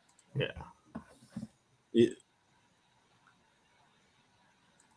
This is the one I was talking about. Oh wow. Okay. Yeah, that's what I was talking about. That was how they got the chairs, man. Come on, man. In the Alabama Sweet Tea Party, like, come on. This was another one. This was another one that caught my eye. Like, again, have a seat. 2023 versus 1955. Like, and then we had Aquaman, 16-year-old swimming to the party, swimming to the fight, right? Like I did see the video of him jumping off the thing and then swimming in there. Like, whoa. Yeah, it was wild. Like he was going for it. He was going for it. But those are some of the memes, man. Those are some of the memes. But the one, I'll send you the one with the fake Malcolm X holding the chair instead of the Uzi looking out the window. Like they was doing a whole lot, man. They was going for it. But that was historical Montgomery Brawl that just went down in Montgomery. I didn't even know, to be honest with you, I didn't even know there was a dock in Montgomery. I didn't even know there was water down there. Yeah, but like, what body of water is that? It's a little river. I've been to Montgomery, Alabama. I visited a friend down there in Alabama State. How do you take me to no water, man? Yeah, any water down there. I didn't even know. I'm trying to figure out where in Alabama that was. I didn't even know. So yeah, that was wild. That was really wild. That went down this past weekend. So that goes to a date in history, but fans, this is what we always look at this week in history, and that was something that just blew our mind. August 7, 2007. Cleveland, what happened on August 7, 2007? August 7, 2007. Cam, what happened that day? San Francisco Giants outfielder Barry Bonds hit home run 756 to break Hank Aaron's record. August 7, 2007. August 8, 1992, Cleveland. You know what happened that day? August 8th, 1992. 1992, the Dream Team. 1992, Dream Team won the gold medal, Cleveland. What was your major takeaway from the Dream Team at that time? My major takeaway was to really let the world know what the difference is between the NBA players and the rest of the world. Like where the difference was. 88 gave the world a very false narrative with regards to what the talent really actually was in the United States. And order just had to be restored with the Dream Team. So, Cleveland, let me ask you this question. And the Dream Team obviously was the greatest collection of talent. But that also being said, at the time, I did feel like it was like it was unfair. Killing an ant with a sledgehammer. I did feel like it was like that, but I felt like it was necessary given how the 88 team left a very sour taste in everyone's mouth. Yeah. So they had to like overreact. And how the world rejoiced. How the world rejoiced once they actually lost and Americans didn't win. Yes. So yes, killing the ant with a sledgehammer. I mean, yeah, it was needed at the time. They needed to come and redo it, and it was the greatest collection of talent. I mean, that talent obviously we haven't seen since, and it'll be a long time before we see that collection of talent. Cleveland. So in '88 they lost the Olympics, right? Why is 1992 Dream Team get credited with changing the scope of basketball?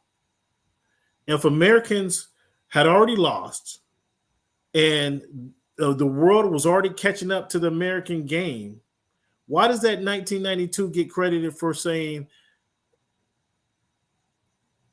now they become the pinnacle of basketball? Do you understand what I'm saying? Do you understand but it's painfully obvious because it put the whole world on notice as to what the standard actually really, really was and how high it really actually really, really was and what they would have to do to even compete if they really. But they already been they already been competing with the Americans. Right, but they had been competing with collegiate athletes that would eventually get to become pros, not the greatest, not 10 of the 50 greatest players in the history of basketball. That's a whole other kind of a thing. But it's not like they competed with that squad. They didn't compete with that squad. nobody competed with that squad. Like what I'm saying is the world was already on the come. The world was already on the come. They already beat us. But they weren't. But they weren't really marveling over the talent. It was like, that's cool. You sent your best college players over here. That's great. But once they got to see Magic and Bird and Jordan and Pippen and Barkley and Robinson and Ewing and Malone and Stockton and Mitch Richmond and Leitner, it was a different thing. Yeah, it was certainly a different thing. I mean, like I say, it was Clyde Drexler was on that team as well. Let's not slight him. Yeah, I tuned in. I mean, at one point it was just a massacre. When you start beating Angola by like 80 points and that kind of stuff, I mean, that's unbelievably lopsided, right? Like, how do you? It was a massacre. Could have gotten to 100, and I still say, wow, when they sicked Jordan and Pippen on Tony Kukoc, wow, that was like a Rottweiler and a pit bull. I know, right? Against a 4-year-old in a corner, man, in the bathroom. That was inhumane what they did to him. And why was Charles Barkley throwing elbows at Angola? Yeah. Why be mean, cruel, and bullying? like we're playing pickup ball in Leeds, Alabama. That's like, no. I mean, come on, Barkley. That was completely unnecessary. That was good. Chris Mullin also on that team. Yeah. I mean, the team was unbeatable. And like I said, we haven't seen a collection.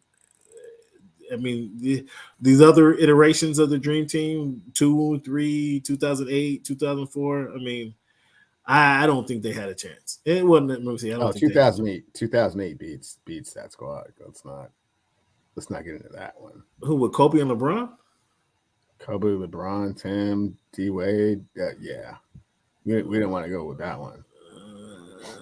Robinson, Barkley, Jordan, Pippen. I mean, we'll have to revisit that one another time. Well, we might have to have a Dream Team. Melo's on that one. We have. Come on, man. You think Melo? You think I'm gonna buy Melo with making a difference in that one? Come on now. Okay. I mean, Again, I said Scottie Pippen can guard any one of those guys. One of your starters. We shall revisit any one of your starters. We shall revisit that one another time, my friend. Okay. I know how emotionally attached you are to the 92 team, and rightfully so. I mean, just Scottie Pippen guards any one of those guys, locks them up. Any one of Scottie Pippen alone. Okay? Alone, by himself. Okay, sure. By himself. Yeah, sure.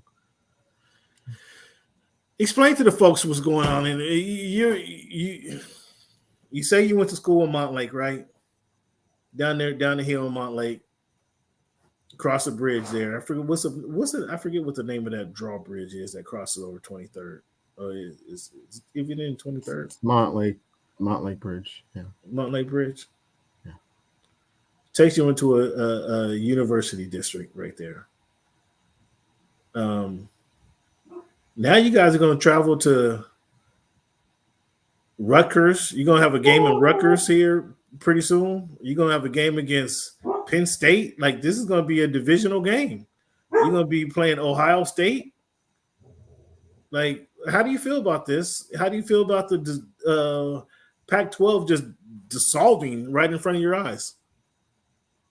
From all accounts, it's been happening for a while. People just haven't been, willing to admit the inevitable. When UCLA and USC left, it left the conference very vulnerable.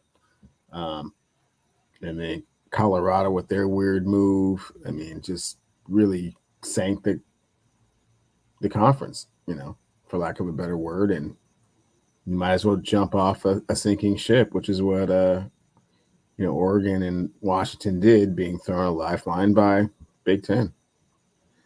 But Pac-10 not having any, seems like they should have implemented if once USC, I mean, I thought clearly is not the case now, but I thought they had some legal argument to keep USC and at least UCLA, because that's a state school receiving state funds in the Pac division, because they were receiving that state funds. They want to keep them on the West Coast for the most part.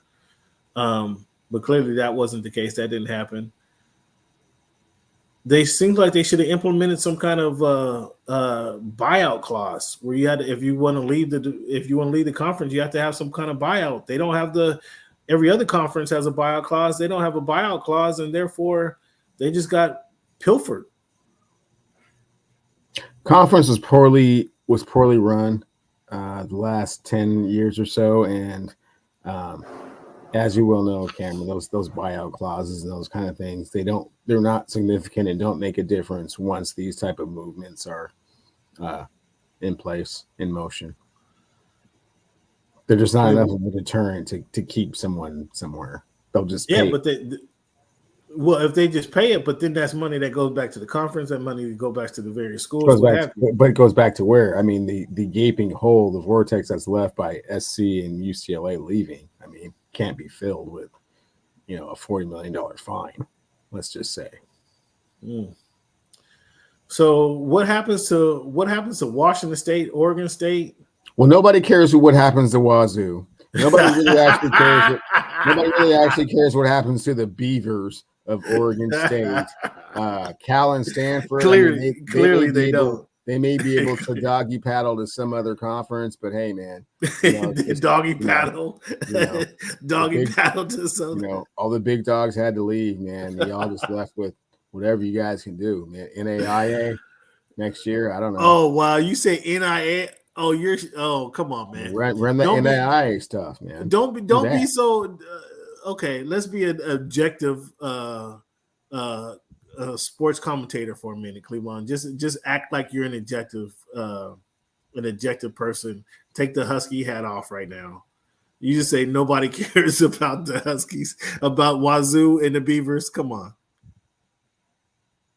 And you can't even fake like you have a rightful solution. No, man, I don't know what they're gonna do, man. I mean, they gotta try and find a conference, somebody that wants them, and it's gonna pay them what they think they deserve. And hey, man, you're cold. I'm not privy to all of their options and opportunities, man. So sorry about I'm actually not even really sorry, man. It's just hey. You're cold. See, they're from your state. You can't even have no passion for the teams in your state. Man, I mean, hey, man. Good luck with him. Good luck. He said you and Boise State and Idaho and somebody else go join a conference somewhere. The NAIA, you're wrong for that. you're wrong for that. I mean, if they're not going to be able to get enough funds to carry a program, I mean, that's not. I don't. It's not my responsibility to find them some funds, man. I don't know.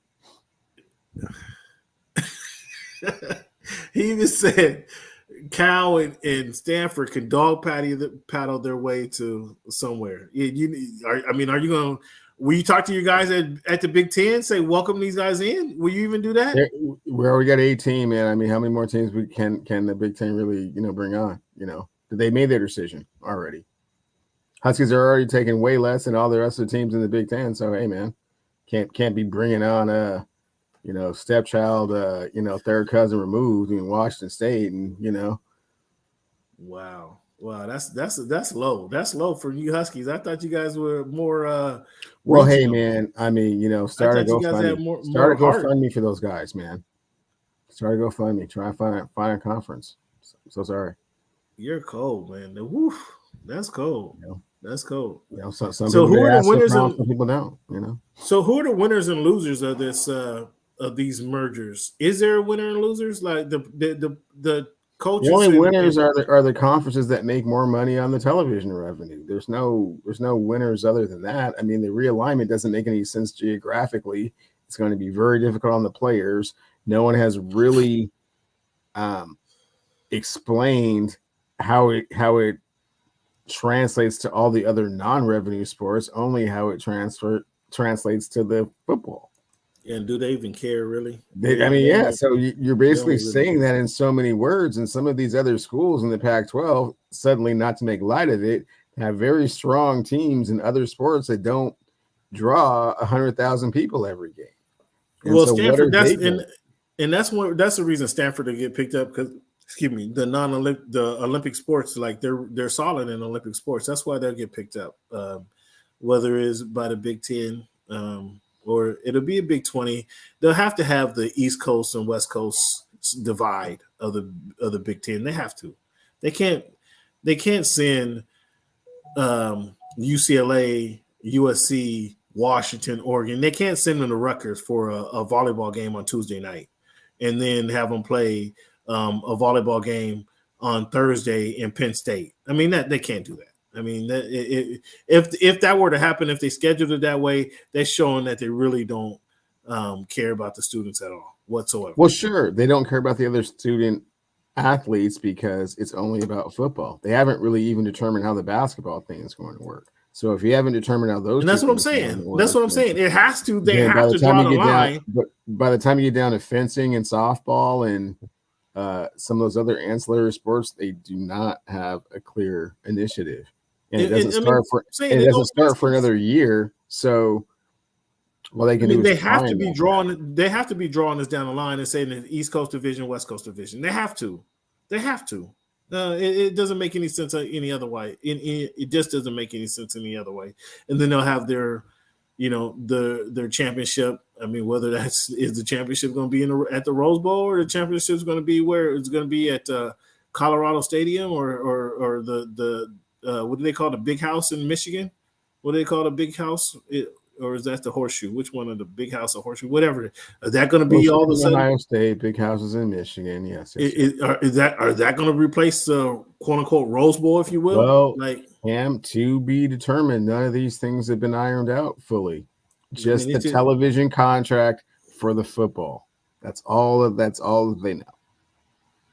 Well, I guess will they be making enough money to figure that out down the line? It's just wild. I can't imagine them having 3 or 4 different, try to make 4 different divisions. It's going to have to be a West Coast league in a East Coast league. That's the only way it could conceivably work.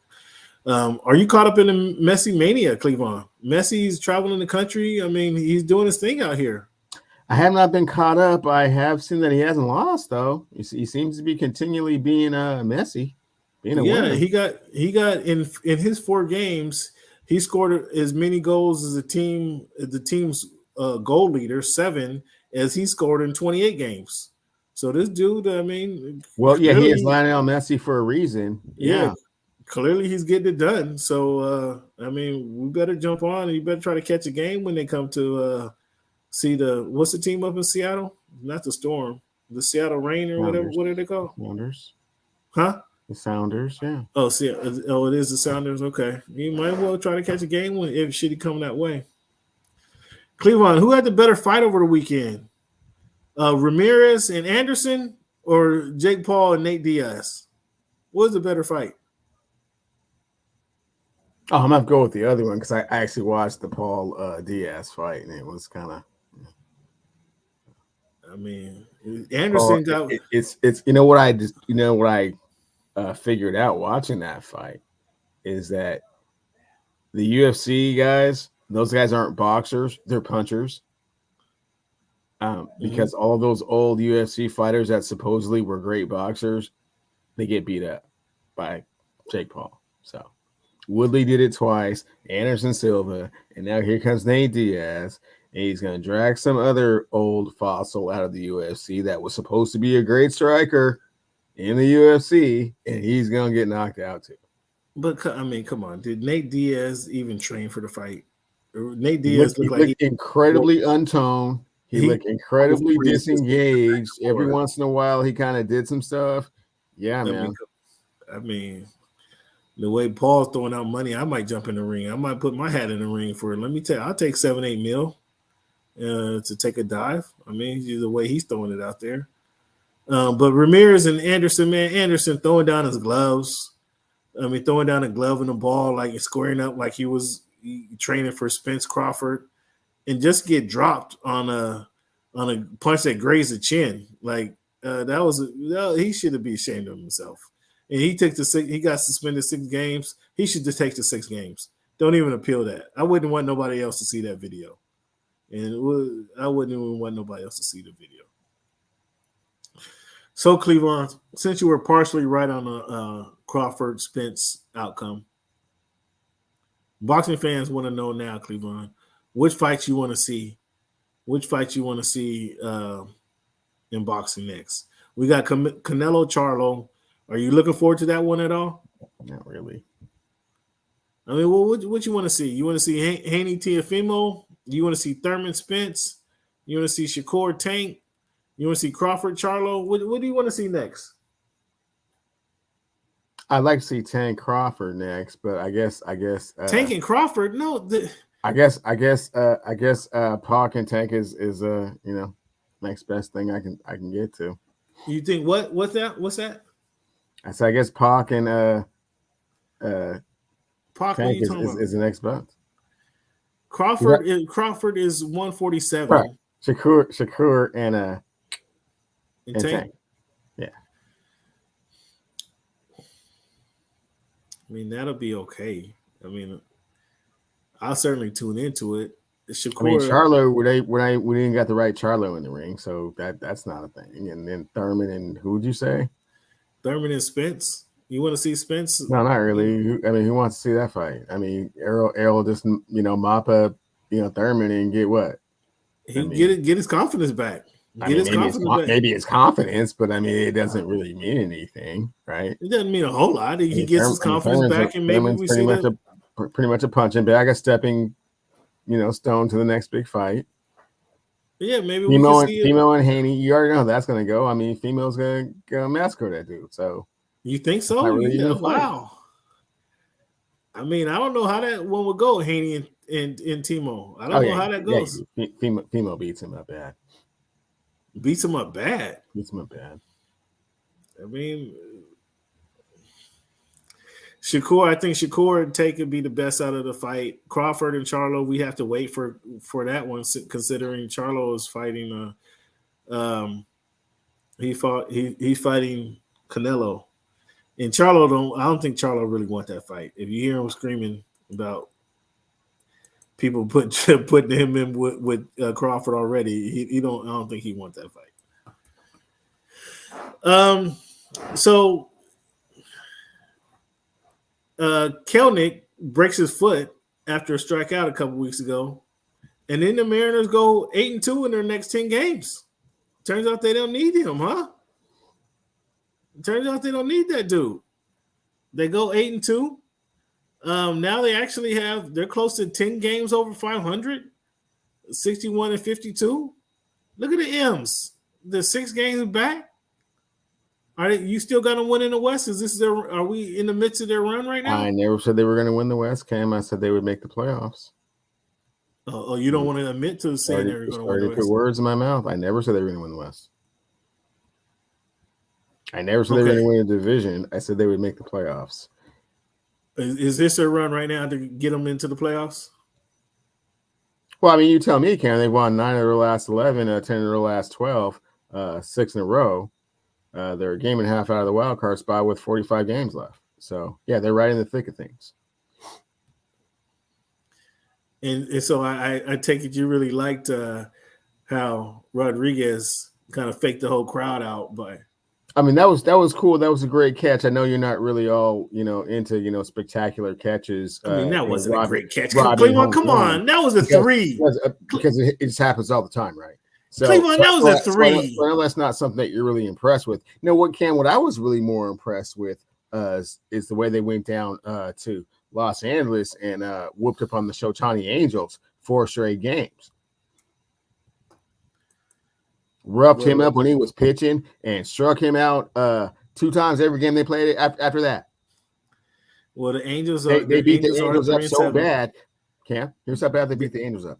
They have a 1% probability of making the playoffs. The Angels are 3-7 of their last 10 games. Okay. So after the Mariners, you're not talking about Shohei. I mean, you're not talking about Shohei though. And bit their jugular and just all the blood started squirting out and they just bled to death from 4 games. Yeah. I mean, Shohei's still leading the league in slugging. That's what was the most impressive so far of this. 10 Shohei still lead the league in slugging. Cleveland. Well, that's great. Let's not get too hurt. That's great. Let's not talk too much now. He's slugging. He's leading the league in home runs. He's slugging his way to missing the playoffs for the 5th straight year. Slug away.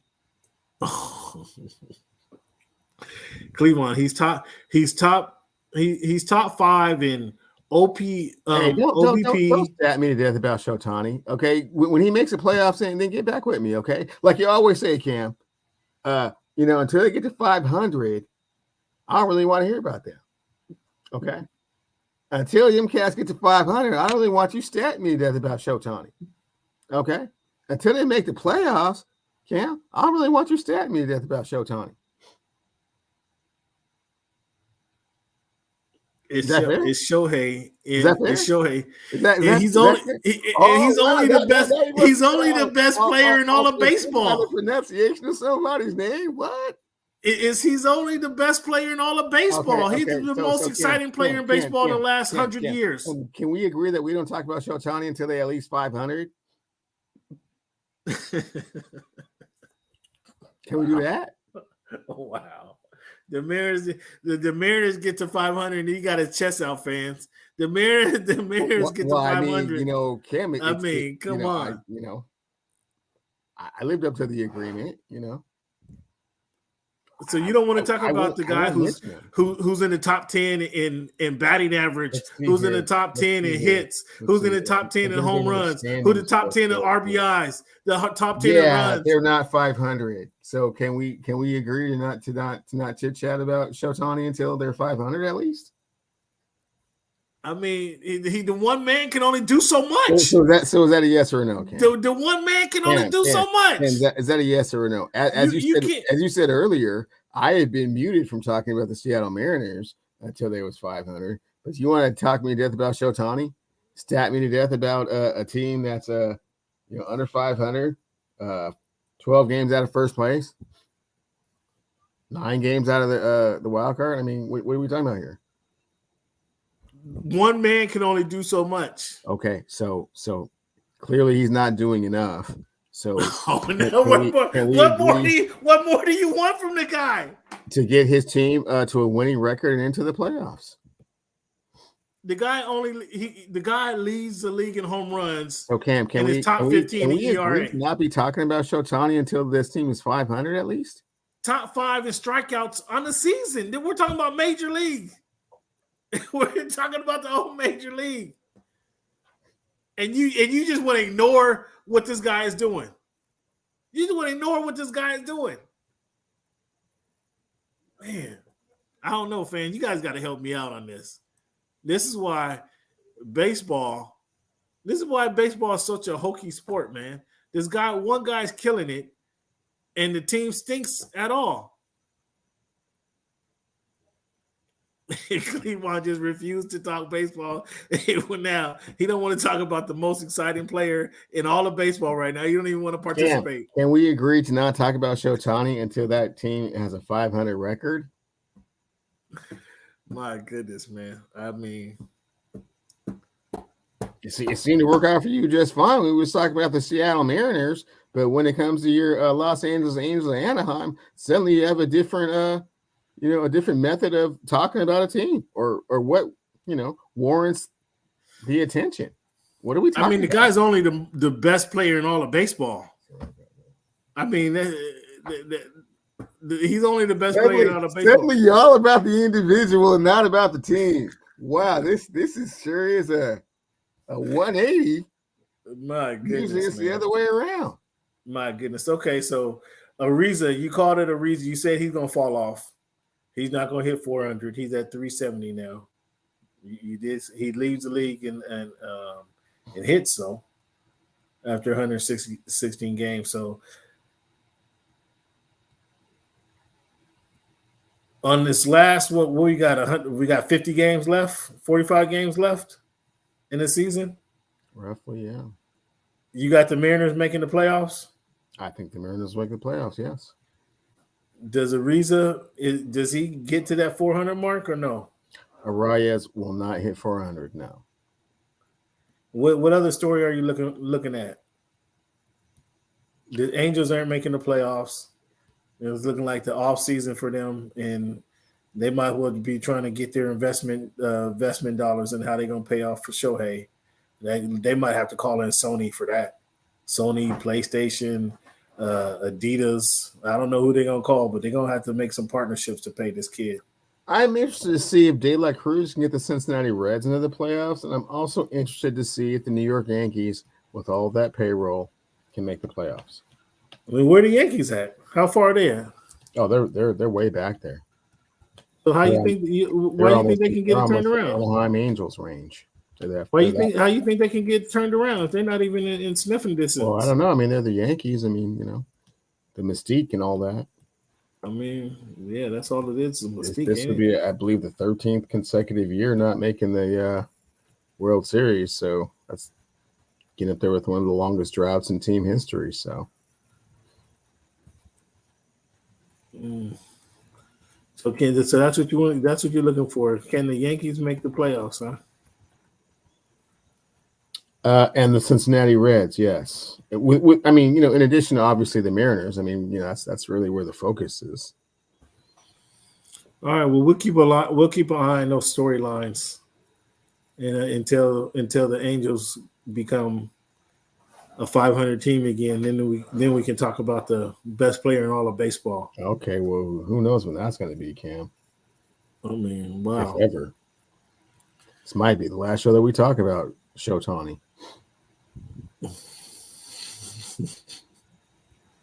He's tickled pink over there. He's tickled pink over there. I mean, it's just reality. It's just a fact of how sports can be sometimes, you know. Sometimes you're up, sometimes you're down. You know what I'm saying? Oh, is that it? Is that how it goes? Your Mariners have found their way to 500 now. Now they're actually they haven't found their way to 500. They're 9 games over 500, and a game and a half out of the wild card spot. Fans, those of you who watch the show, know that this guy had not been so boisterous about MLB talk all season long. Oh boy, I've been willing to talk about it, but I've been muted and unable to do so because the Seattle Mariners at times have been flirting around 500. So they're not flirting under 500. Okay, well, okay. Given our criteria, Cam, we're definitely talking about them next week because they're so far ahead of 500 that they're not going to lose enough. They couldn't lose enough games to not be over 500 next week. How about that? Oh my goodness gracious! Oh my goodness! This is where we end the show. And the Shotani Angels would have to do something so miraculous to be over 500 to be able to talk about them. That's not going to happen. He's tickled pink, fans. It's so funny how he got his chest poked out now that his team is over 500. Been talking about the Mariners for quite some time. When able. Fans, I want to thank you guys for tuning into the show. Appreciate Cleveland for being a part of the show. Got to give our man Eric Smith, cheer him. Be sure to check out Eric Smith, Eric D. Williams on Twitter, Eric D. Williams on Twitter, Eric Dub on Threads, Fox Sports NFL reporter. Give him a round of applause for being a part of the show. Also, give yourself a round of applause for being a part of the show, fans. Again, this has been week 252 of the Voice of the Fans podcast, and I want to end it with this quote. No work is insignificant. All labor that uplifts humanity has dignity and importance and should be undertaken with painstaking excellence. Cleveland, I'll repeat that for the people in the back. No work is insignificant. All labor that uplifts humanity has dignity and importance and should be undertaken with painstaking excellence. That's from the great Martin Luther King, fans. So I want to thank you guys again for being part of the show. Thank you guys for tuning into Voice of the Fans podcast. We appreciate you guys. Also, you need any travel tips, got any travel plans, go ahead, hit us up.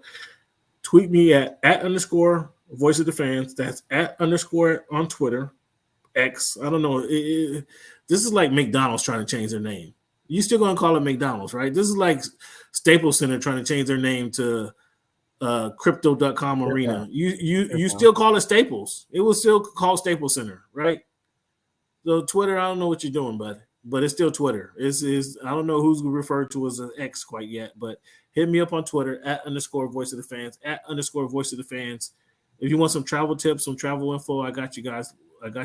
Hit us up @ Voice of the Fans and just put travel. You got any comments, what you want to talk about on the show? Should we be talking about Shohei Ohtani, even though the team's under 500? let me know on Twitter @_voice of the fans on Twitter, @_voice of the fans on Twitter. What's your thoughts on the Pac-12? What's your thoughts on this collapse of this disintegration of Pac-12? Should Washington be dragging Washington State into the Big Ten with them? Should they ask them to hold a seat at the aisle at the movies for them? Cleveland says no. He didn't even call WSU when they said they're making the movie. He didn't even call those guys. He didn't send a flyer, didn't send a memo. He didn't say, yo, what's up? You need to look at this deal. He just said, we're out. Find your own way. Yeah, that's pretty cold. That's so much for a partner in the state. So much for that.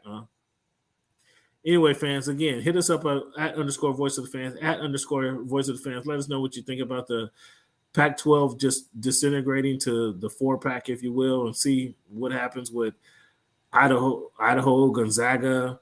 Do they join the Pac-6 and make a West Coast conference, or whatever happens? Colorado State, Willamette College. He went to Willamette. Chico State might be interested.